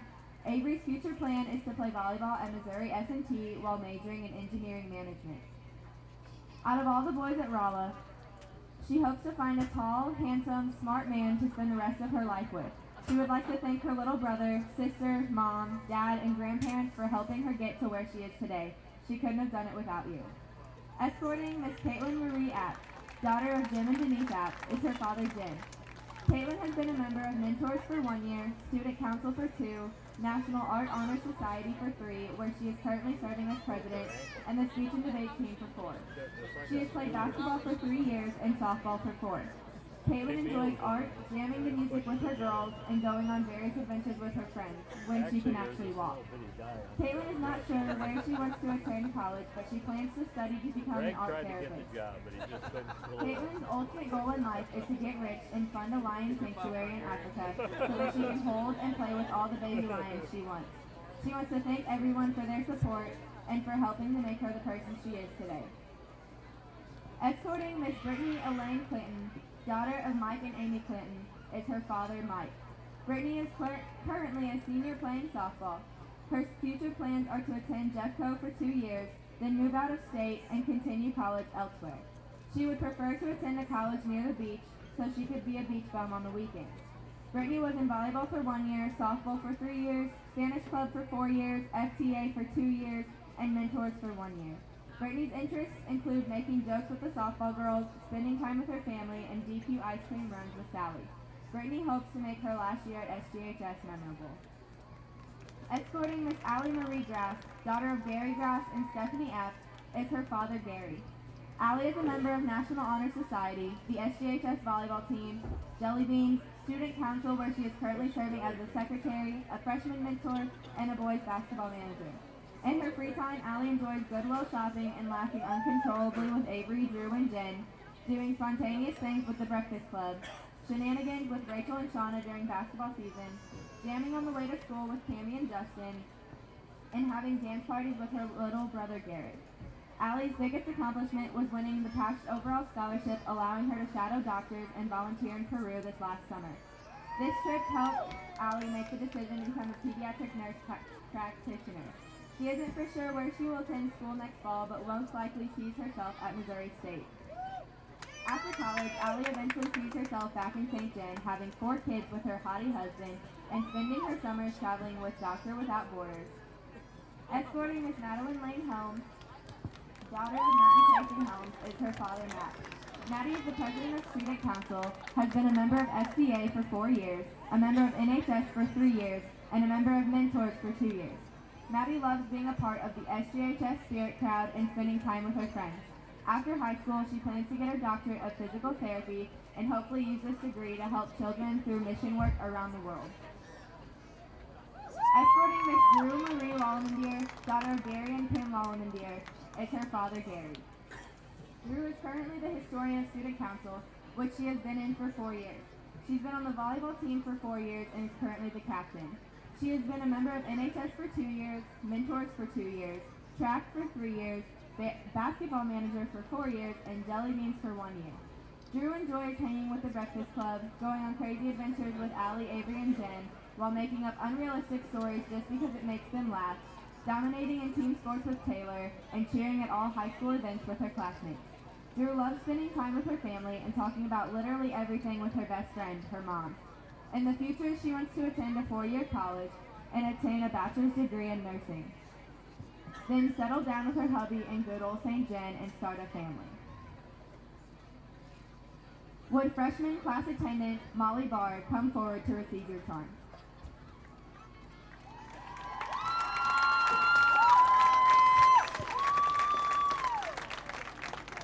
Would sophomore class attendant Ella Reed come forward to receive your charm?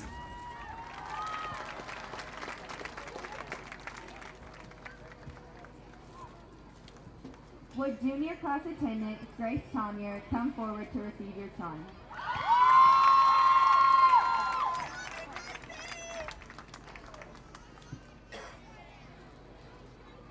And now, the moment we've all been waiting for.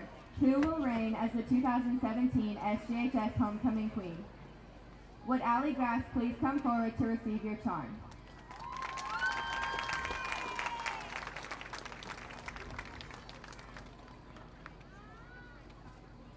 Would Brittany Clinton please come forward to receive your charm?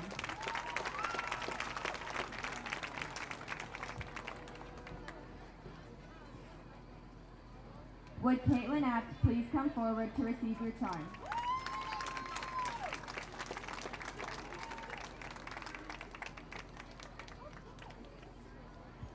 Would Drew Lallemander please come forward to receive your charm?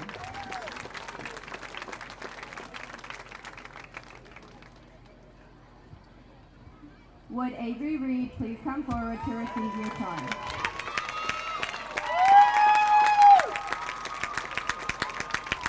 Your 2017 homecoming queen is Miss Madeline Helms. Presenting her crown is Adam Spiegel.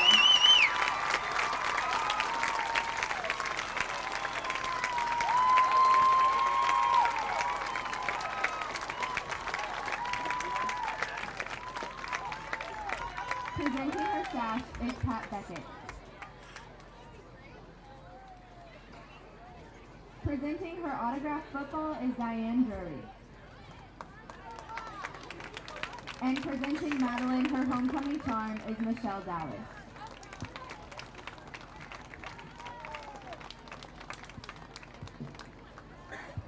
Congratulations to all of the members of the 2017 homecoming court, homecoming king Brandon Drury and Queen Madeline Helms.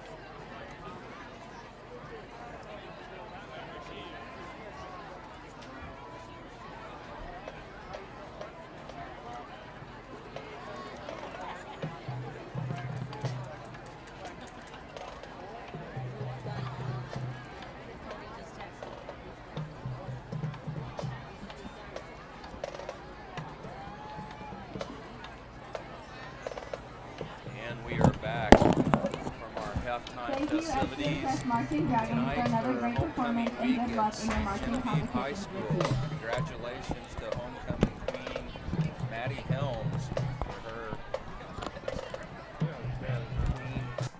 All right, get the tickets ready for the half and half. $287 gonna belong to And actually, congratulations to all the homecoming Yes. candidates. I mean, that's a prestigious, you know, and a memorable event that all these girls can cherish for the rest of their lives. Yeah, but you know, there's only a select few. As I said, there's only 6 girls from the senior class that get elected by the student body to represent them as the homecoming court. So it is definitely a major honor for these girls. All right, folks, here it goes. 4, 7, 6, 5, 9, 9, 4. And St. Genevieve comes back onto the field for their warm-ups. 6, 5, And again, it's 9, the score, 4. St. Genevieve 26, Perryville 7. And you know, before the half, and even though to reflect on the first half, you know, St. Genevieve was able to move the ball quite a bit, passing, and then sprinkle in some runs here and there with Luke Brewster, Darian Brown moving the ball, Chad Dunsey finding Gabe Grimminger, you know, running seams in the middle, and you know, everything was kind of working. So let's hope that momentum can carry over to the second half, and more importantly, they were able to stop Perryville. Yes. You know, as Perryville did move into Dragon territory, we were able to stop them. We have a winner. Oh, one of the other most exciting points of the game, we have a winner of the 50-50 they just announced. Wasn't me. I wasn't in it. Wasn't me either. You can't win if you don't play, though. That's the rules, right? That is a rule. I like playing a lot of that stuff. So we're coming off of halftime here. Do you guys have any memorable halftime moments whenever you're playing that stick out? What I would love to say, but a majority of them are inappropriate. One thing that always gets me fired up is the jumping jacks, and I get fired up for the second half, just sitting here in the stands and watching.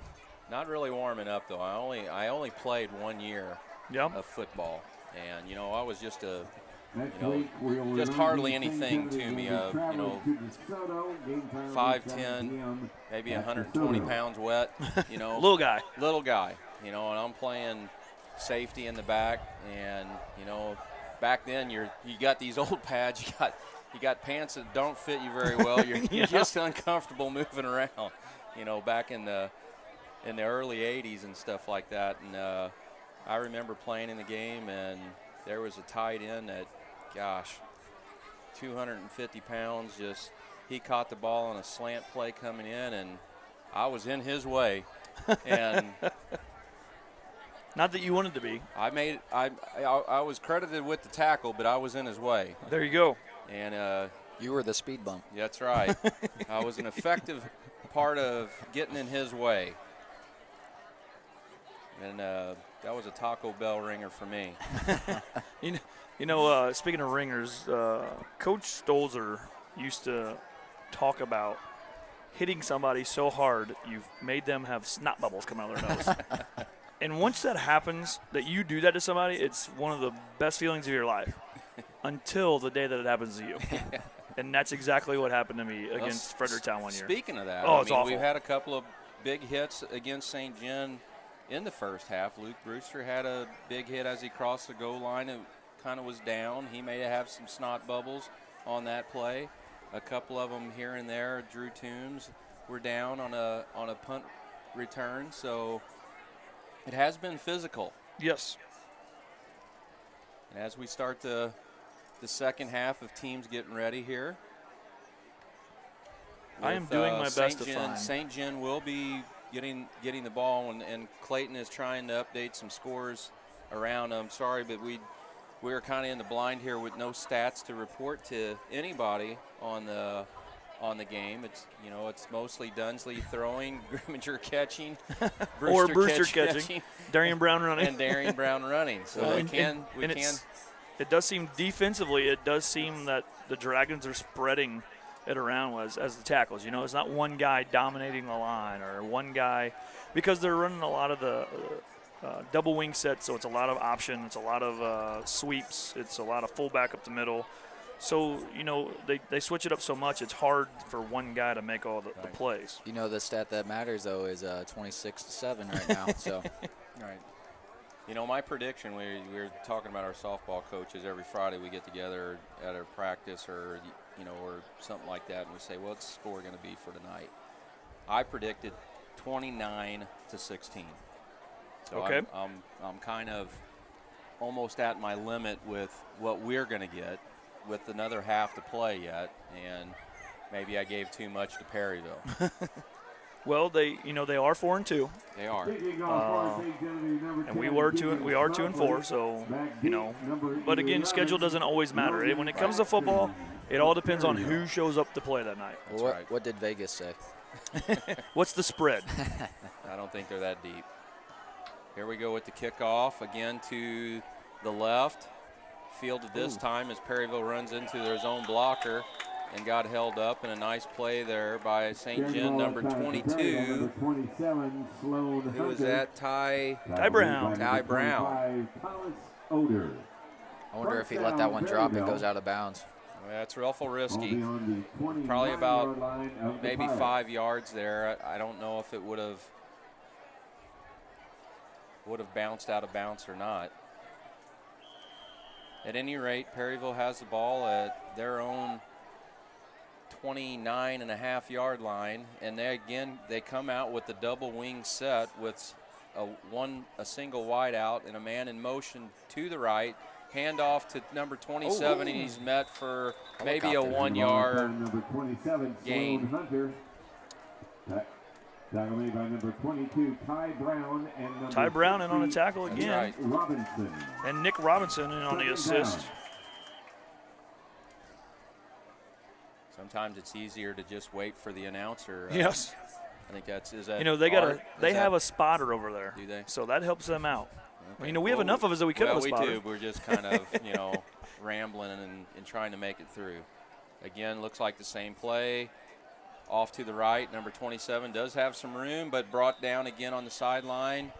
Camden Rowe. Number 40, Camden Rowe. Camden Rowe. Sloan Hunter. Tackle made by Sloan number Hunter 40, Camden looks like the Rowe. name Third down, on the ball Perryville. carrier as he carried it for the second time.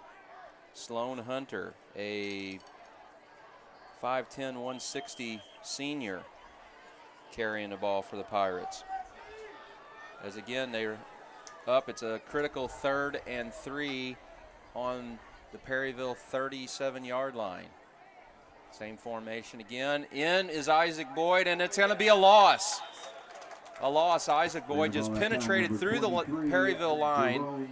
Like we've seen him in the first half, he's got enough energy. He's continuing to do in the second half. He's just wanting in there. You're talking about, a big game such as, tonight, a homecoming game against, a rival of Perryville right down to the south. You got a big crowd here on tap. Isaac's wanting in. Right. He is wanting in. 4th down. Looks like Perryville's elected to punt. Back is Darian Brown to receive. So we got another good rush on him here. Not a bad kick. Good kick. Let Good bounce. Darian Darian's going to take it. Take it to the 25. Good and coverage. he's Good coverage met. by He's the met. Pirates. Carrying the ball at time number 3, Darren Brown. I believe that's number 17 for the Pirates on a tackle, Will Defani, 5'11" sophomore. It's a good choice by Darian. He got a good hop. Yeah. Was going to keep bouncing even farther back in St. John territory, so he elected to take it off the bounce. But Defani was just right there to meet him. Hardly any gain.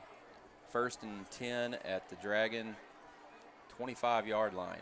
Trips to the right, single Come out throwing to the again left. here. Get that Why not? mixture.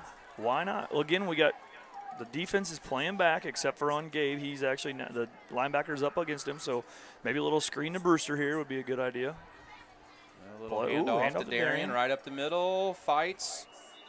He's met at the line, but his forward progress gets him about a couple. Darian Brown, again, second, and we'll call it probably 8. He'll probably be closer to 8 than 7. With 10:01 ticking down in the 3rd quarter. 26-7 St. Genevieve on a homecoming night. Temperature is almost perfect. Oh, it is beautiful out here. In the press box here, it's a little stuffy. But I went outside with the crowd at halftime. Brown, with the full rush of steam, kind of gets through the first line of defense, but he's met by a linebacker. But still, good yardage on the play. It's going to set up 3rd down and 4. I've got a feeling we're going to have a little screen pass here. Little screen pass to the left. I'm going to bet it probably goes to Brewster. I mean, it's there. They're giving him room. Yeah, I mean, even over here on the Dragon sideline, they got Devin Bader, who's his defensive players at least 7, 8, now backing up even further, 9 yards. Nope. Handoff to the Brown. Bounces there it out. Good he's block by gone. Devin Bader. He did a little high step, and he's pushed out of bounds at the Perryville 39-yard line. I was expecting pass, and so were we. We were talking about a screen play. Perryville probably was too. Yeah. Here they pop it off to Darian, who runs off to the right, and Man, he was quick. Yeah, what is that, a good 20, 30-yard gain there, wasn't it? I mean, great block by Devin Baters. Definitely got out to his defensive back quick, sealed him, and gave Darian that lane. Absolutely. You know, those kind of blocks go unnoticed by the stands in my mind. Exactly. It's, the coaches definitely see it because, they'll go home and study the game film. And, I'm gonna bet that coach may even give Devin a greener block there because it sprung a big play. Oh, little politicking. Oh, yeah. And Bader, if coach does it like Coach Stolzer did, the players always politic, and they always point out, Coach, did you see that? Rewind it.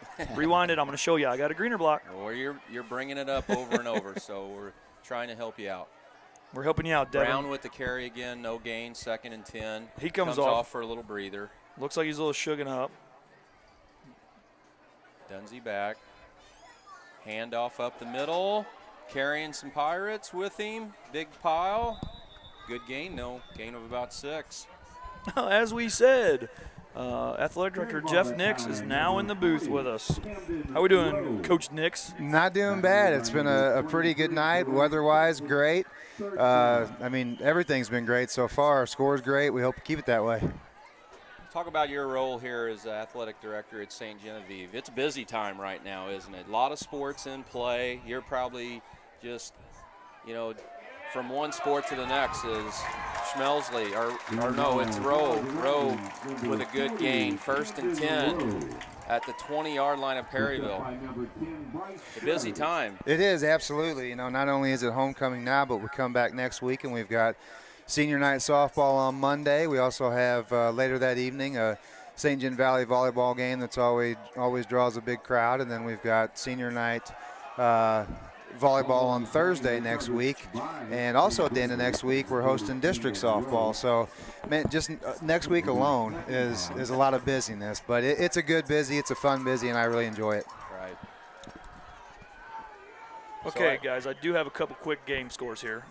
St. Pius out of Festus is at halftime is up over St. Vincent 30-6. Herculaneum at the half is beating Crystal City 14-0. The Festus Tigers are over Pacific at half, 14-7. Go ahead, guys. I'll find some more scores here. Okay. Handoff again. Camden Rowe for a nice gain. 3rd and 7 at the Perryville 17. They make mistakes like that fumble they almost lost there, but when you're in this territory, you're in 4-down territory, so you don't want to make those mistakes, but if you're going to, you got to make it in 4-down territory. Right. As an athletic director, and you just listed on what goes on that's coming up, do you just go to every event that you can, or do you switch off with people? Tell people a little bit about what you do to set things up, and if you have to go to every game and make sure everything's ready to go. Well, as far as getting everything ready to go, the answer is yes. As far as going to every event, the answer is no, just because there's so many events. I do high school and middle school, and I'll give you an example. On Monday next week, we have a home softball game, we have a home volleyball game, a home JV football game, we have a home middle school volleyball game, and that's all in one day. So do we have enough principals or administrators here to cover these? It seems all those events, it does not seem like we have enough. We do, and some nights we're all somewhere. But yeah, there's days where I have to call district office and say, hey, we got too many events and not enough administrators. Can you guys help us out? And they always do, but there's no way I could cover everything by myself. It just can't be in more than one place at one time. I got a tough question for you now. You being the athletic director, and I'm a coach in the high school. What's your favorite sport? Ooh. I mean, if you're saying you're an athletic director and you're like, you know what? I think I'm going to go to this one because, that's one I really enjoy, and that's my love. It's if you'd have asked me that question when I first came to St. Genevieve, it would have been a really easy answer. It would have been baseball because I played my whole life. I played in college, the small college. Now that's a really hard question to answer because I love the fall. I love going to all the events. I love the – Oh, good play. Wow, nice pass. Touchdown, St. John on a nice throw pass, by nice Chad catch. Dunsey. About a 25-yard pass, and it's 32-7 with 6:14 in the third quarter. Again, attacking the middle of the seam. Gabe was wide open. I know that he had one earlier in the game. That's probably his second right there, so he's racking up some of those yardage too. And again, the all-important extra point, which we brought up, would they go for two? But it looks like they're just, kicking off. But to continue on with my answer, and field goal or the extra point's good there. Score is now 33-7 with 6:14 left to go in the third quarter. After the fall is over, I love the fall. I love the weather that goes along with it, and of course Friday night football is a ton of fun. Softball, golf, all of it. Volleyball, it's all fun, cross country, but when winter rolls around, I'm always excited for wrestling. I'm excited for basketball. And when the spring rolls around, I love track. I coached track for 8 years as well. And baseball has been my passion since I was a little bitty kid. So that's a hard question to answer because, honestly, we don't have any sports that I don't love to go and watch and cheer on our teams. Right. Some more scores here real quick. Park Hill Central is over Fredericktown 40-3 in the second quarter. Farmington at their homecoming is beating the Potosi Trojans 28-0 at half. We got the Hillsboro Hawks at halftime over DeSoto 20-0. Always an exciting game. Jackson Cape Central. Jackson is up 35-14 at half. Well, I tell you what, those games down there, when you've got Jackson, Poplar Bluff, Cape Central, you never know who's going to win those games from year to year. It doesn't matter what their record is. You have no idea who's going to win. It's crazy. North County Raiders are at half are up 56-0 on Windsor. Play on the play. Ball start. I know there's another score we're missing here. Who is it? Went out of bounds. I believe I have not said a Valley score. Here it is. Here. Oh, that's girls varsity volleyball. I'm sorry. You haven't seen a Valley score because they play tomorrow. Oh, they do. They play at Lamar. Lamar. At Lamar. Oh, well, no wonder I couldn't find it. That's right. Hopefully we got a lot of Valley fans tuning into the Dragons game. Yeah, hopefully because so. I'm sure a lot of them probably traveled already tonight. Probably so. So hopefully they're tuning in and cheering on the Dragons from the road. I haven't heard a Central score from you tonight, though. I thought it was just. Yeah, they were beating Fredericktown. Was it 30-3? Did you give that one? Gotcha. Yeah.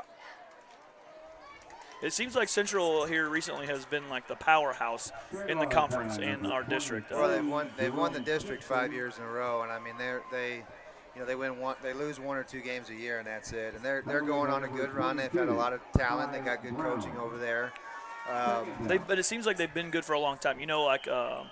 In the 2000s, beginning of 2000, even up through 2010, they always were competitive. They were always a team that it came down to that game between St. John and Park Hills, who was going to win the conference title, who was going to win the district title. Absolutely, and if you go years before that, honestly, they went a long, like decades, without a winning record, and then all of a sudden, in the early 2000s, they started really winning, and unfortunately for them, they had to play some of our better teams that we had, and they couldn't win district championships because they had to go through us.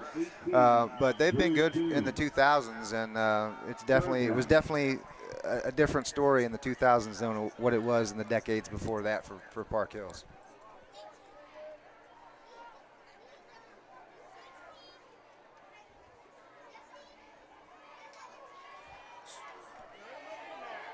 Nice play. That was. Was that number 8, Gabe Grimminger, that came up and made that stick on Thaxton? Thaxton. We were talking about Thaxton earlier, Coach Nix. It seems like he is everyone in the field. It seems like he is the man on Perryville's team this year. He's a good athlete. We've seen him coming up the past few years and known that he was going to be a good athlete. But I tell you what, you can really start to see the body language of Perryville start to droop and lose a little bit of fire, to be honest with you. Right.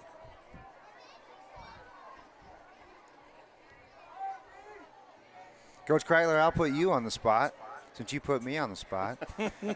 You got Seems fair. You got a number 3 seed in your district, which we kind of thought that's where we would be.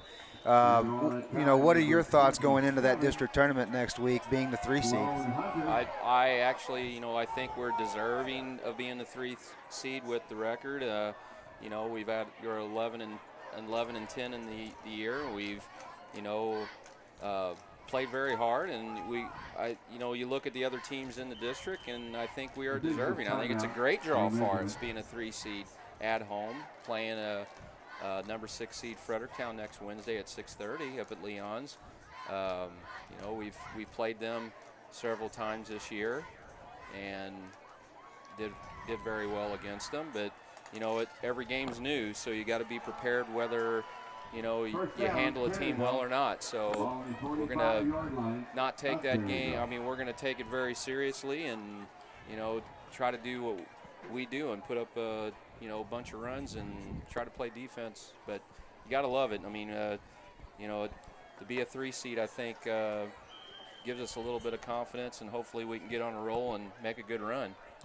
I was just talking with Coach Toombs, who helps out with the softball, and then he is also coaches in the middle school at basketball. Very knowledgeable coach here, and he was talking as the girls were being escorted across the field that Avery Reed just set a school record on kills, I believe, for the career, maybe, or was it season? For season. And then Drew Lamondier got a season on record on, was it assists or was it digs? Okay, assist.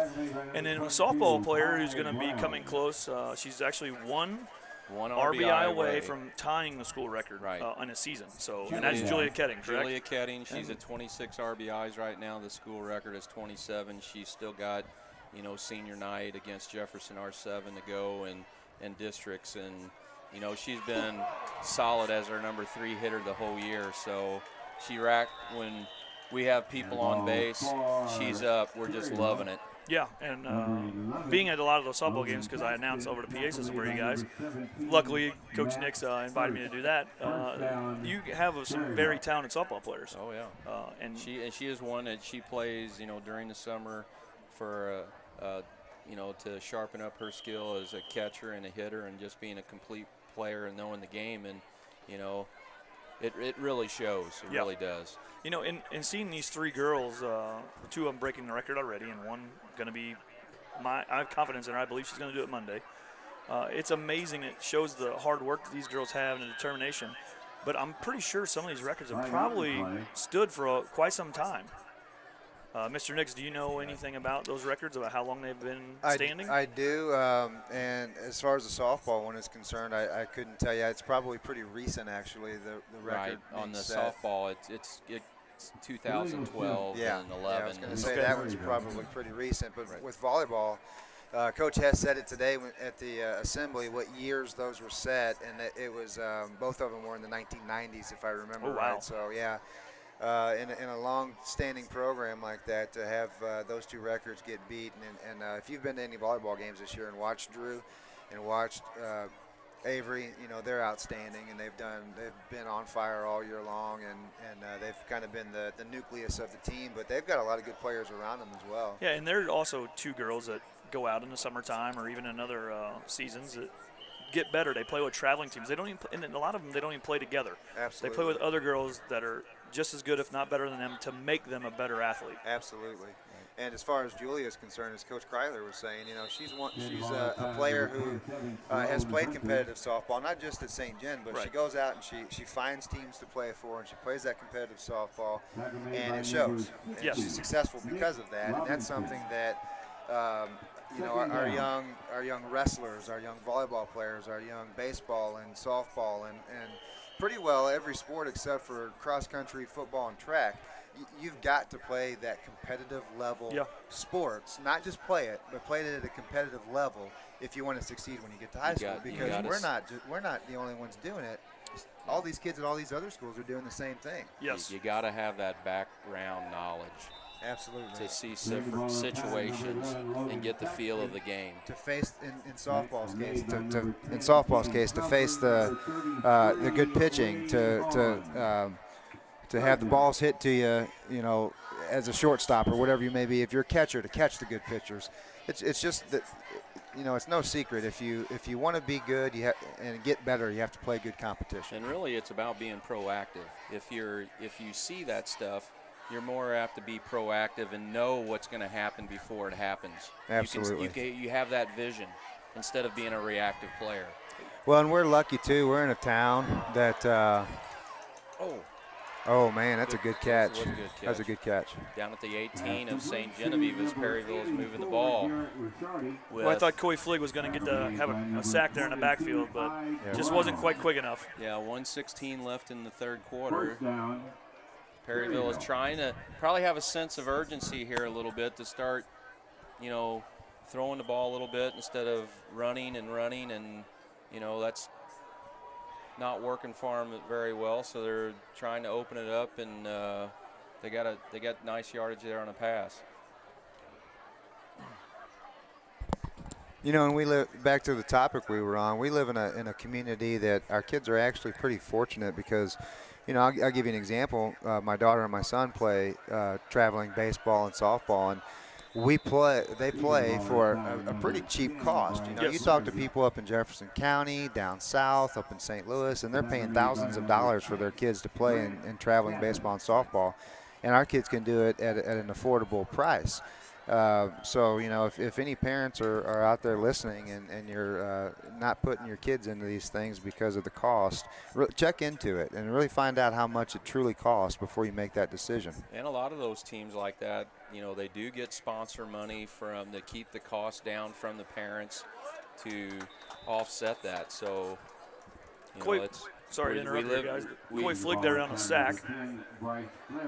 We are blessed to be in the community that we are that has good sponsorship for our youth organizations. Absolutely. Very, very blessed. Our community supports our schools, our teams. You know, that's something that has been long-standing in this community. It's been long-standing in this community, and I just don't see it going away anytime soon. At least I hope it doesn't. That's right. Speaking of sponsors, I don't know if we've mentioned our sponsors tonight.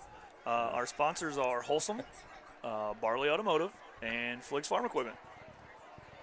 So we appreciate you guys helping out the school district and sponsoring these fantastic athletes and these fantastic schools that we have here in the community. I want to ask you, Mr. Nix, before you leave and go on for more important duties as this game winds down and stuff.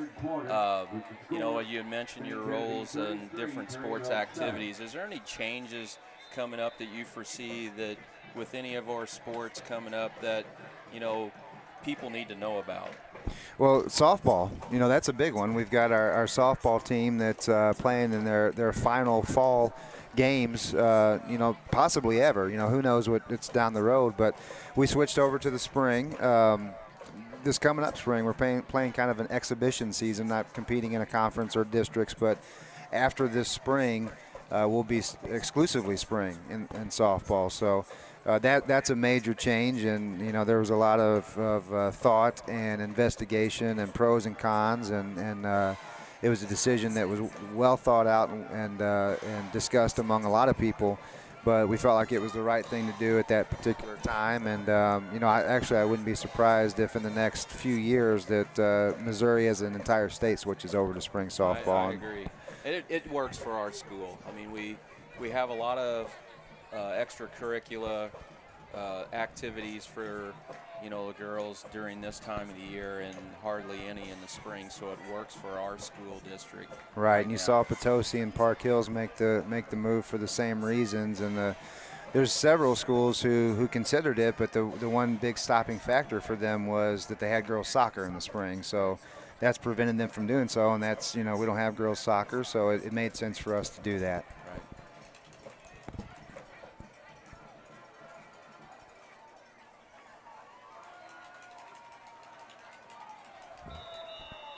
Want to talk about a little bit about our facilities a little bit here at St. Gen. You know, I'm sure you talk to different ADs, or you know, in the area and in the state and stuff like that. How do our facilities here at St. Gen match up to, you know, what other schools average, you know, as a whole?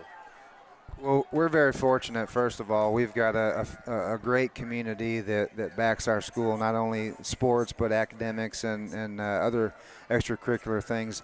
You know, our Performing Arts Center is a fantastic addition. So when you talk about our facilities, it goes beyond just athletics. It goes to our Performing Arts Center. It goes to the great job that our custodians do on keeping our building clean. We've got great facilities, and I've had numerous people tell me that it's almost like a small college when you look at our campus. And again, we're very fortunate to have a community that backs us and bond issues and things like that allow us to have such great facilities. And to be perfectly honest with you, we've had great superintendents for a long time who have been very good at facilities.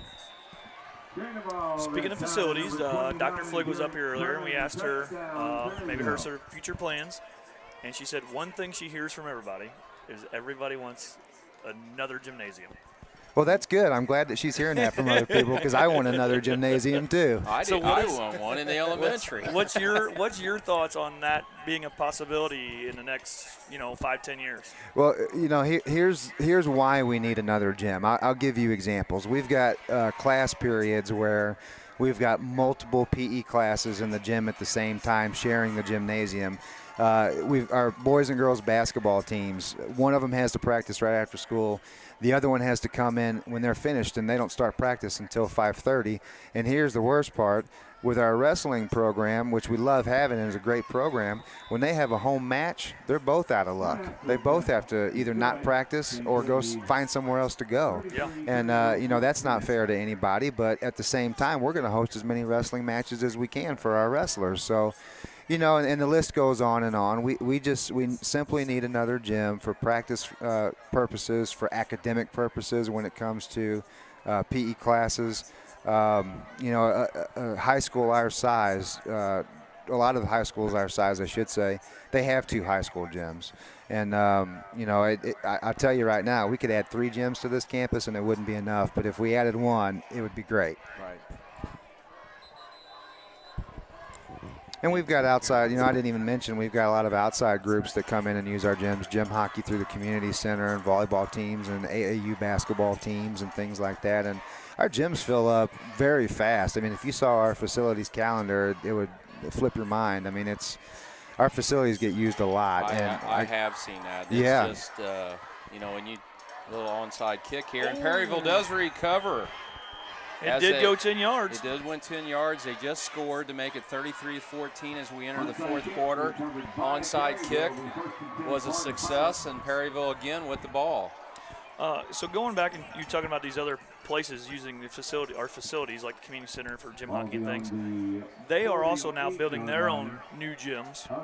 What is the possibility that since say, hey, we let you use our facilities, is there any way we can maybe use yours for some practice until we maybe get another gym, I mean? Well, we've never broached that subject with them before, but, that's something that we could possibly approach the gentlemen and the ladies over there at the community center. The main reason I ask that is for the practices, for those high school basketball teams, so that, and we can host more wrestling events then.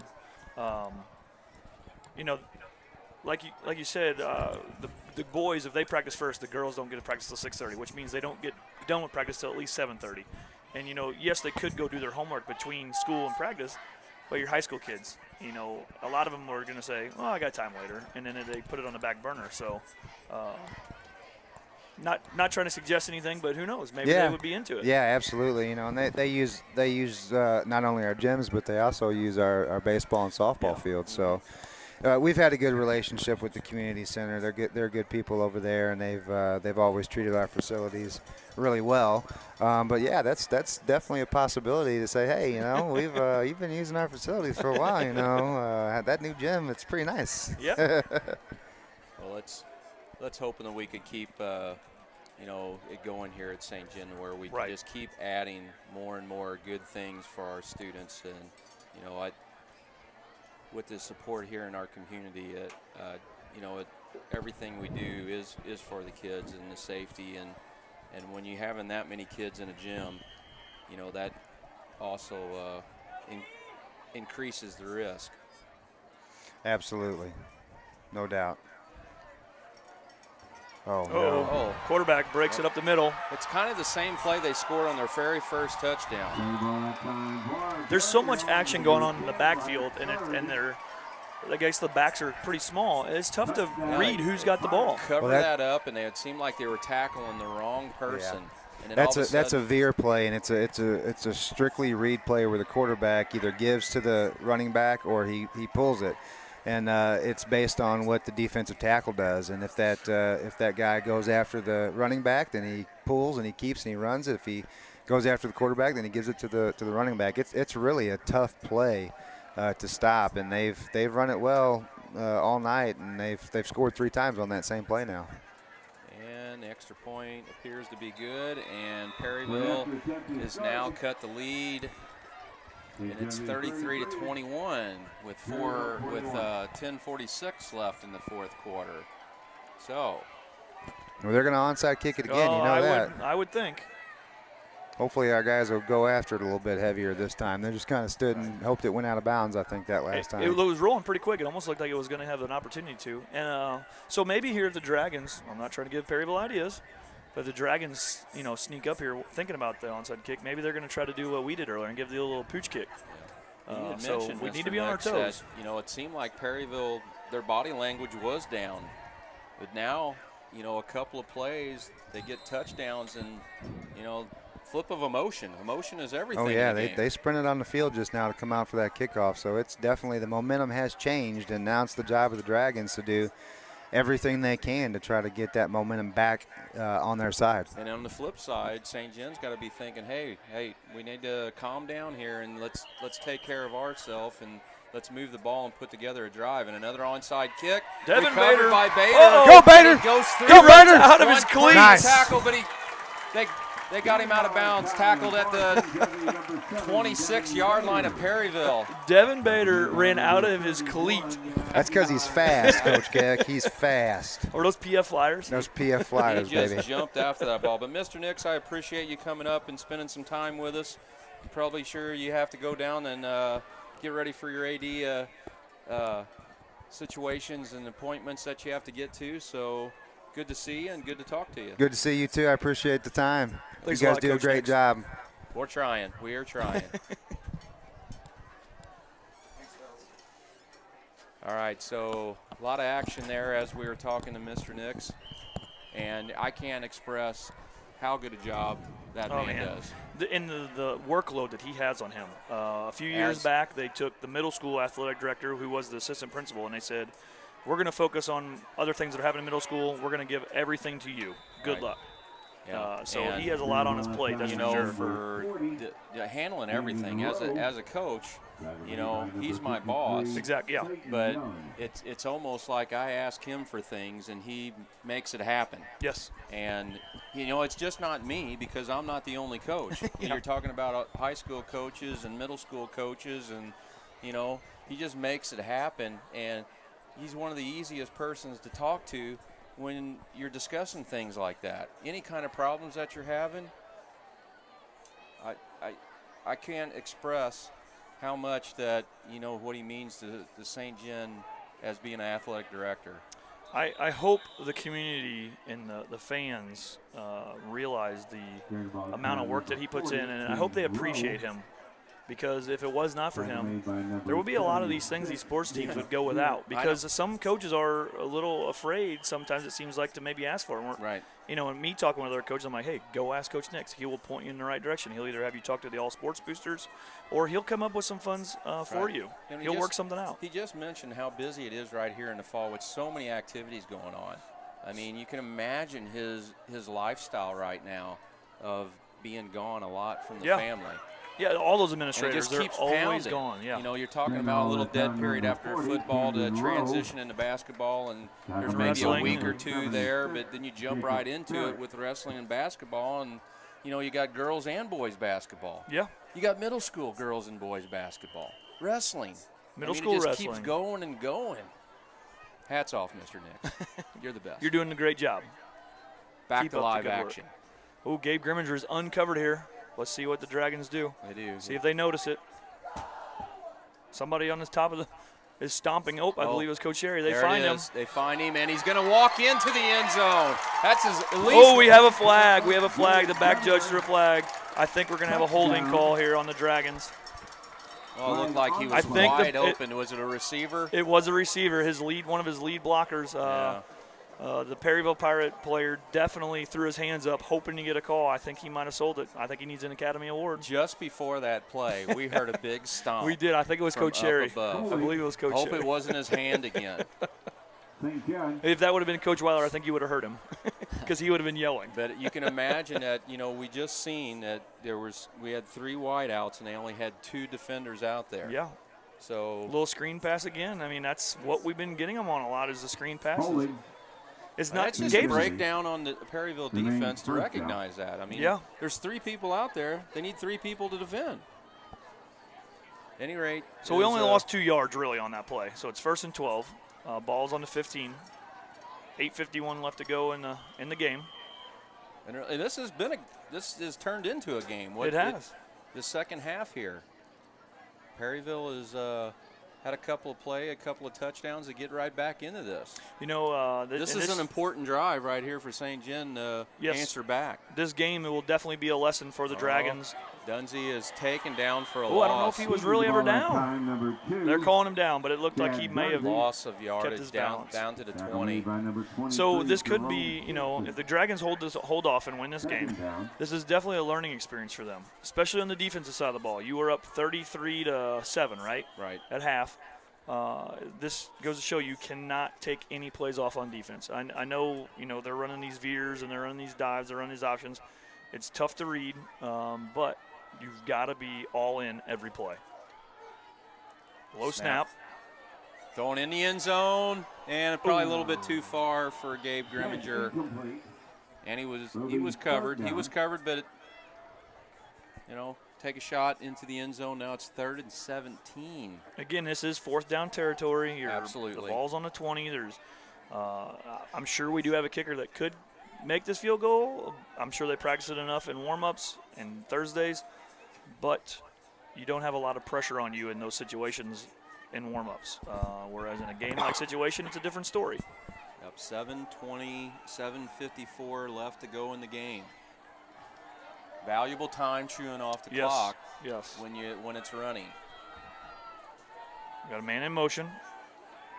Rolls out to the right, throwing On the into run. the end zone, and Picked off. off. Picked off in the end zone by Perryville as the intended receiver. Looks like Brady Boyer, number 30, was the intended receiver Is there. that who it was? I thought it was number 6. Oh, it could have been 6. So that is Grant Staffen. Grant Staffen. It looked like, maybe Camden Rowe was coming out of the backfield for a little dump pass, and he did have a guy on him, but Perryville gets the ball at the 20-yard line. Momentum shift there again. yeah, another momentum shift. So here we go, defense. Again, Definitely they got have to go 80 yards, but again, you really got to bunker down and take care of. tighten up the chin straps because it's becoming real now. As a guy I hear in the stands every game for the past, I don't know how many years, Mr. Rowe, it's time to hit somebody. Good play. Good play in the backfield by Kagan Schmelsley. Number 29. Hardly any gain on the play. Like a little trap play, a fake and a little trap Tackle play. by number 18, Drew Coombs. So second and 10 at the 20. Clock is running, which is important here. Yes, Clock tick, tick, tick. We want the clock running at all times, especially when you're winning. It almost looks like, they're set up in the same play every time. Yeah, but they have so many options out of it. It's unbelievable. Right. Good play again. And stuff to run. Who is that? Is that Schmelsley Again, I believe it's again? Kagan Schmelsley. Yes, it is. He's having a series. That here. is a Back-to-back. 4-yard loss. That's big. Pushing him back. 3rd and 15. I'm sorry, a 5-yard loss. Way to 3rd go, and Keegan. 15 for the Pirates. Again, the clock Get in is there still again. running. Get in there again. I got a feeling we're going to see some a pass maybe here. They haven't passed in a while.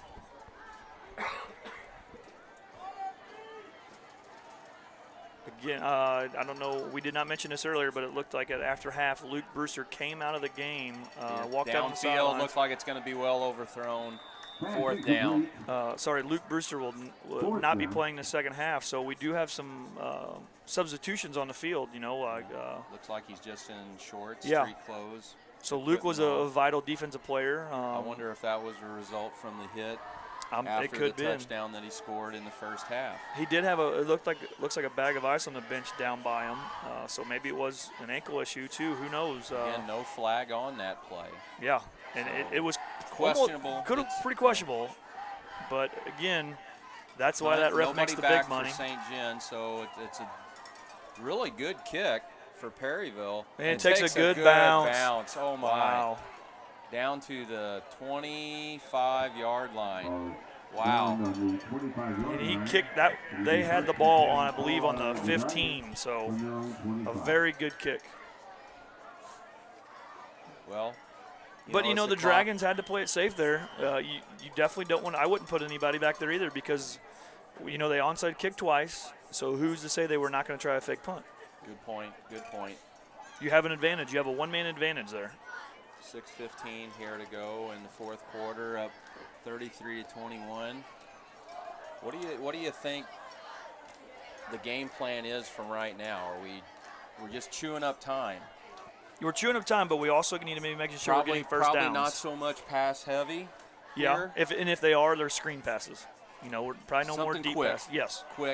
A quick hit. Yes. I love it. Quick screens, quick slants. You know, anything to get Chad's momentum back on his side. You know, when it comes to any sport or anything you do, you forget the last play, especially if it was a mistake. Like, you know, unfortunately, he threw an interception last play. So Chad needs to just come out, forget the last play, make the easy ones. Take what the defense gives you. But again, we're up here. We can see those things, and when you're on the field, it's a different view. So it's amazing. But he, like we mentioned earlier, Chad has seemed to settle down over the weeks, and he is doing a great job for the Dragons. Man in motion, fake handoff, hands off to the Camden Rowe, it looks like. Hardly any gain. Yeah, looks like a no gain, so it'll be 2nd and 10. Perryville does have their 3 timeouts. I wouldn't expect them to use them. Yeah, I wouldn't expect them to use this early. You know, there is just under 6 minutes left.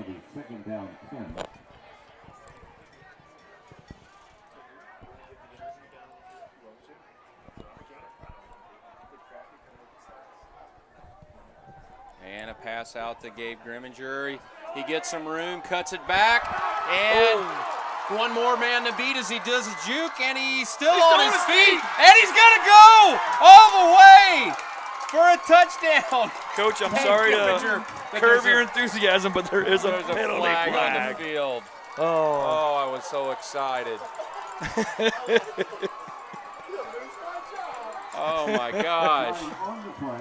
Coach Schweiss is in the booth, and he thinks he might lose his teaching job here for I broadcasting. woke up this morning. This was the last thing that I thought I would be doing tonight.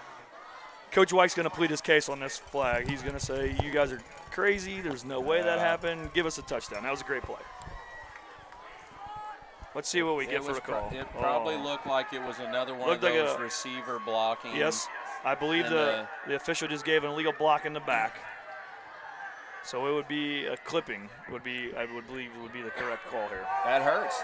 It does. I believe that's a 15-yard penalty, I believe. Coach White's out there explaining this case, not happy. Ooh, now that's taking points away, you know, even stopping momentum. Ball's going to be pushed back. It's going to be second and a lot here for St. John. Sorry, that is a 10-yard penalty. 10-yard penalty. And it is a spot foul, a spot penalty. You know, it does run some clock off.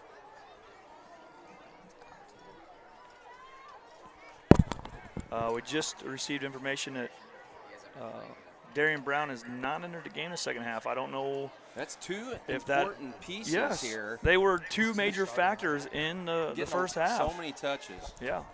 All right. And they both played a lot of defense. 2nd and 15. Hand off to Camden Rowe, up the middle. He's got some room. Good gain by Camden Rowe, and it's. Carried ball at time number 40, Camden Rowe. Calm down, Coach Kreitler. Do not hurt. Down play. Do not hurt Coach Schweiss. I'm getting excited here. Coach Schweiss might be out of the game now. 3rd down and looks to be 7. Big play here for St. Oh, here we go. Perryville covered it. They had 2 guys over. Still, he's playing like 10 to 15 yards off. I would still do a little quick hit. Yeah. quick hit. I think And it is. And there it is. Oh, just And you missed gotta the get block. around him. Yep. Just And they missed the covered it up. block. They covered that one up really well. I think he could have sprung that. If we would have got that block there, I think he could have made the move to get past the safety. I think it needed to be done quicker. The element of surprise, I mean, I think it was there, but then it looked like Gabe was calling for it before, and they gave it to him, and then they just covered. They just swarmed him. So Perryville takes their down. first time out of the second half to stop the clock at 4:31. They're definitely going to get the ball back.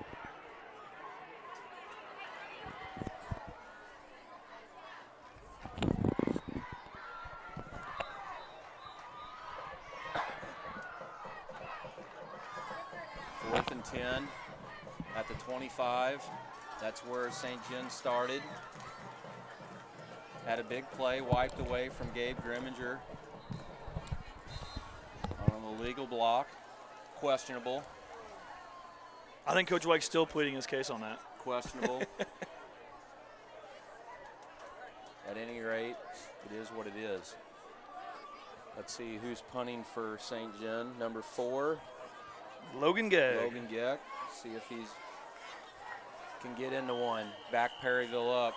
And guess who's receiving the ball for the Pirates? Mr. Thaxton. Thaxton. Good snap. Good kick. Oh, he's going to come up and field it. Ooh, and it could have been a block. There's a block flag. in There's the a back. flag there. And Thaxton takes it down to the 40, but that's going to come back. I believe it's going to be another block in the back. This time it'll be on the Pirates. Do you think the referee just had to call that? They just had to after from our view, again, we have a better view of it. We Being did up high. see it. We did see it.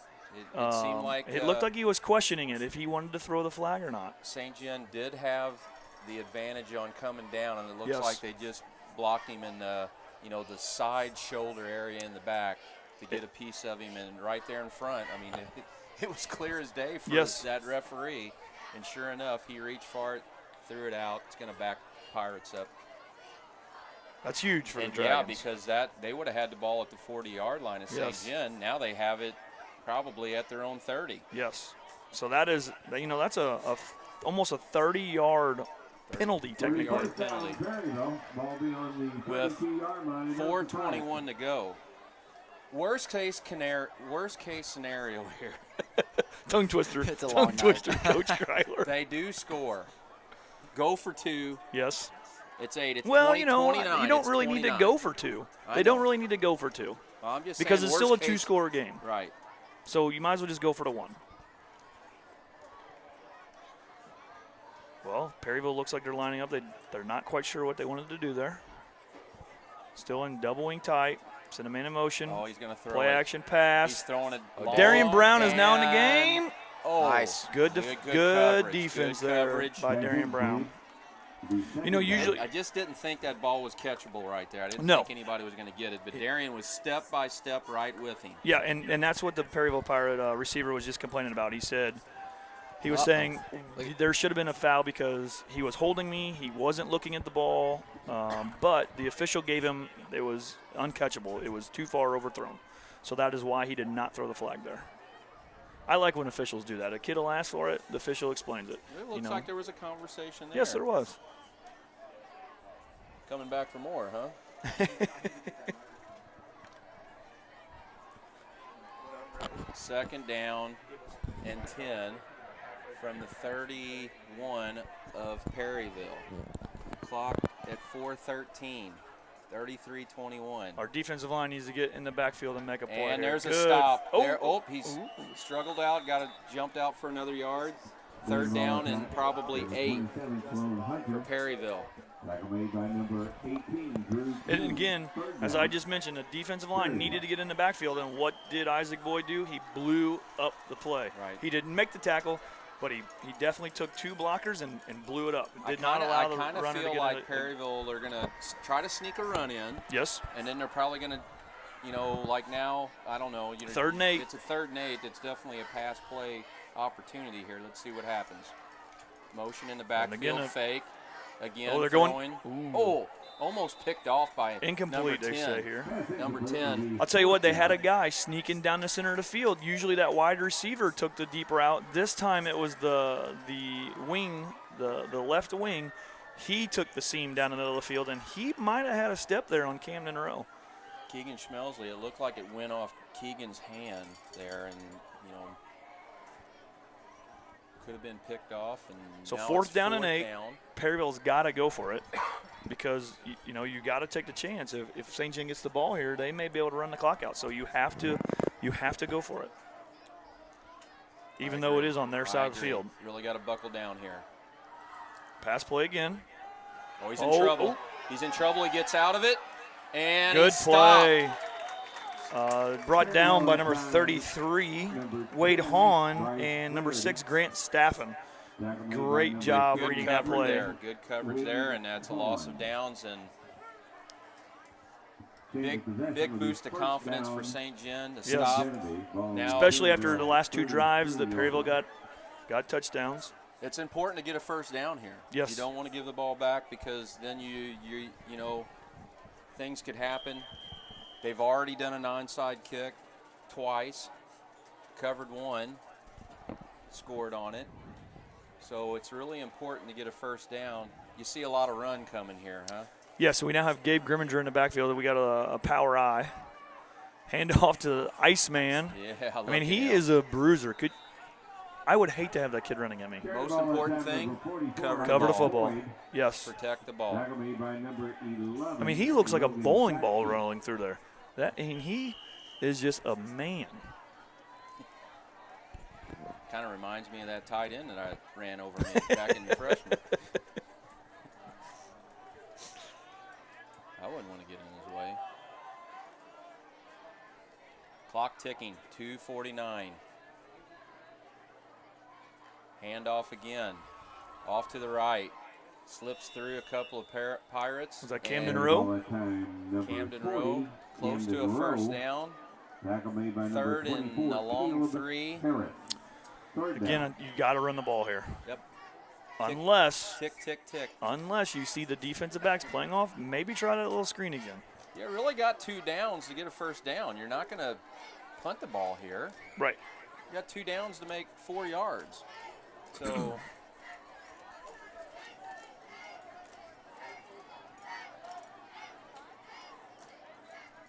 and a handoff. And it looks like a bit of first down with the forward progress. Good ball at time, number 40, Camden Rowe. Camden Rowe. Tackle made by number 11, Logan Saxon. First down, St. First John. down.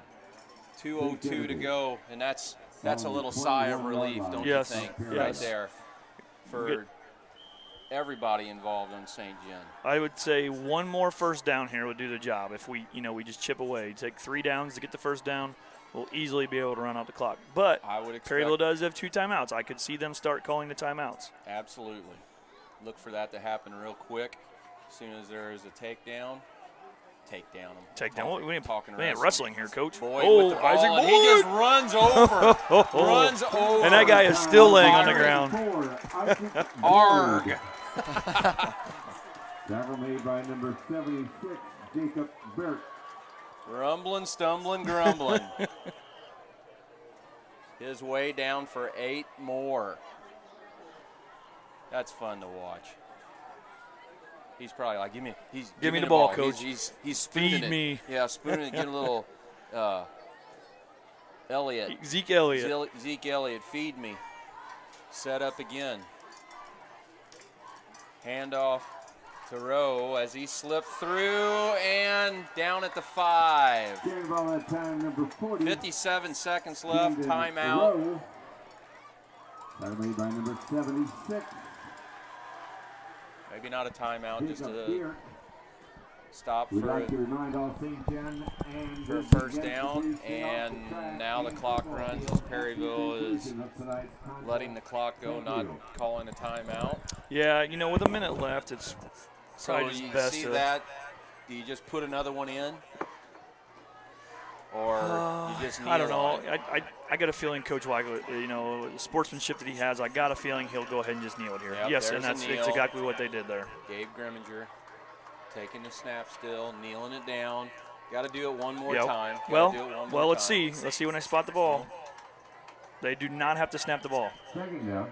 There is a 3-second difference between the game clock and the play clock, so there was no need to snap the ball St. here. John wins on homecoming night in an exciting game. It was an exciting game. Improved to 3-4 overall and 3-1 in conference play. And that'll drop Perryville to 4-3 and 1-3 in the conference play. Well-deserved win for St. John. Yes, the Dragons did great here tonight. Definitely battled back with some adversity there in the second half. They showed that they have the grit, and they have that they definitely have what it takes to win these tight ball games. You know, and really playing the second half without two key players, Darian Brown and, you know, Luke Brewster, who got injured during the first half and did not play at all in the second half. And people just stepped up. Yes. You know, Gabe Grimminger catching touchdowns. You know, Camden Rowe carrying the ball. Isaac Boyd chewing up some valuable touches and time when you need it. You know, and the big thing is the defense held. The defense held up. Hats off to everybody on a homecoming night. Couldn't be anything better. Looks like we're going to do the looks like we're going to have a school song here in just a minute. And, I think it's important to just share that with everybody. Yes, and then Coach Schweiss will also give us an interview. I'm not sure if he'll be giving us interview with Coach Wyke or if he will be giving us an interview with a player. I'm actually trying to find him on the field. He's going to give us a little thumbs up when he's ready to go, and I do not see him. Well, I tell you what, I didn't expect to do this, but I had a lot of fun doing it. As far as play calling and stuff like that. The game has changed so much since we both played. You know, I enjoyed it. Get excited. Yes, you definitely did do that. I know. I got probably more excited when I did. I'm sure the fans at home appreciated the excitement. You know, it probably got them even more excited. So we're going to go ahead and have the school song, the band and the student body and the cheerleaders and the homecoming queen candidates and the football players are going to go ahead and sing the school song.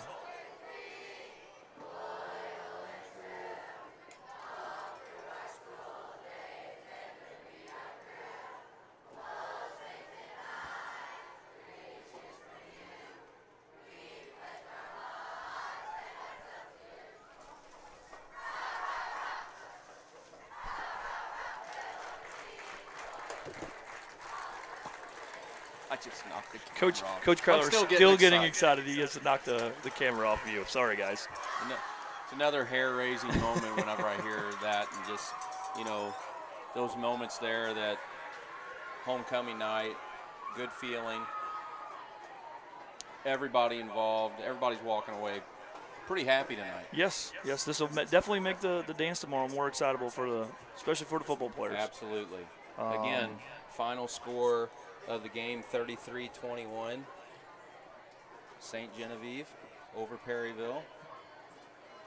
And we'll try to find out if Mr. Schweiss is going to talk to somebody. Yeah, I see him down on the field. I think he's waiting for Coach Wyke to finish his talk with the boys before he gets an interview, which is, the kids deserve to, get a quick talk and get to the locker room so they can get showered, get changed, and take off and get ready, get a good night's sleep for all the festivities tomorrow.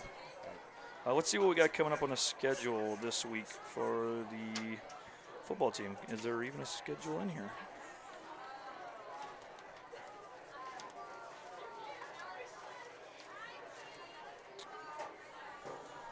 All right, the next game will be next Friday away at DeSoto, and then Dragon against Dragon. Dragons against Dragon, green and white versus green and white. I'm going to bet the Dragons win. Good bet. I'd be with you on that one too. The junior varsity will have a game Monday at home versus Perryville, starting at 6. The freshmen will play Principia on Tuesday at home at 6 o'clock. As Coach Kreitler is in here, so we do know the softball schedule. They have a senior night Monday at 4:30 at Leon's Fields. Come out and support the girls. Yep. They greatly appreciate it. Then back in action again Wednesday, starting district play. It's win and go home, right? In district. Yeah, you win or win or go home. I'm sorry. Win or you're done for the season. So we're happy to host it, and See Taylor Werner in the crowd. Maybe we can get her up here for a quick interview. Well, she's sneaking away. Maybe not. She's probably getting a lot of action. Oh, yes. I'm sure she's getting a lot of interviews. I actually saw something today on Twitter. Her and 4 of her cross-country teammates down in Arkansas were posed because one was all SEC, one was an All-American, and a couple of big-time prestigious awards in major Division I cross-country. She put on there because they all had a serious face. Try not to laugh, because anybody that knows Taylor, she's not a serious person unless she is like in the zone for her races. Right. She's a very fun-loving girl. She's always cracking it up. She will not shy away from anybody, even if she don't even know you. She will come up and talk to you. So those are the kids you love to see, and then we have a lot of those here in this community. You bet. So it looks like Coach Weiss will be ready here in just a second for an interview here with Kenny White, the head coach of the Dragon football team. Well, as that happens, I'm going to step off and retire for the night. All right, thanks a lot. Hi, this is Kyle Schweiss alongside here with Kenny White and Coach White. Big start tonight. Little change from what we've seen in the past weeks, coming out of the gate strong, and you guys really set the tempo early. We did, and that's what we needed to do. We talked about it with the kids. We've done a lot of things this year. We've come out slow. We've come out sputtering. We needed to come out strong and set a tone early, and I think we did. We sputtered a little bit in the second half, but we had 2 callbacks, so, that's tough on us. We got to figure that out. But, yeah, real proud of the kids. Looked like we're pretty banged up tonight. Luke Brewster's out. Looked like a knee injury, and Darian was a little shaken up there as well. What can you tell us about their condition going forward? Just what you just said. I don't know much about it. Luke got up and walked on it real well, and then it got a little stiff when he went inside, so it was kind of precautionary. But you know how it is with a knee. Hell, it could be it could be bad. It could be nothing. So we'll just have to get that looked at. Darian, I think, is more just bumps and bruises. He's a freshman, and he got a little dinged up. He didn't like it. So sometimes you're injured, sometimes you're hurt, sometimes it just hurts. So we got to figure that out with him. But Cam came in and played well. Gabe stepped up and played well. So, it's high school football. If you lose somebody else has to step up, and we think we got enough people out here that can happen. And homecoming this week, a lot of distractions. A lot of coaches don't like it. I know you kind of embrace it. Tell us a little bit about your thoughts on the week and how your kids prepared. I do embrace it. I like homecoming. It's a fun week for the kids. I mean, they like it. How can you not like something that they're into that much? And when they come to practice, they're excited. They're talking about it. You see them in the halls. They're talking about it. It's a great school to be in. And when you get that kind of atmosphere, how can you not like it? I mean, that's a great. I wish we had more homecomings. The way our kids react to it, they know they got to play a football game, and they come out there and did it. But they did what they needed to all week. We practiced well. We did things well. So I'm real proud of them. And next week we got DeSoto. What do you know about DeSoto? I haven't seen a thing on him yet. It'll be the first time I see him this weekend. We're just that kind of team. We can't really look that far ahead. We got to do our things right, and we're starting to do some things right. But we'll look at DeSoto this weekend, and I think they're going to be a little spread. It's probably going to be a lot like this team. You go up there in DeSoto, it's a little bit of a hostile atmosphere, so we've got to be able to handle that. We got to keep our heads about us and maybe put some points on the board and play good defense. All right, Coach White, thanks for your time, and congratulations on your victory tonight. Thank you. And that's head coach Kenny White on a win tonight on homecoming, and congratulations to him and his team, and also congratulations to Maddie Helms, homecoming queen 2017. See you on Monday night. We will cover the softball senior night, and we will also cover the Valley St. John volleyball game. So we have a doubleheader coming at you on Monday. All right, so again, before we sign off here, the Dragons beat the Perryville Pirates 33-21 on homecoming night. And again, that's a big congratulations to the Dragons, and congratulations to the homecoming queen, Miss Maddie Helms. And this is Clayton Geck signing off. Have a good night.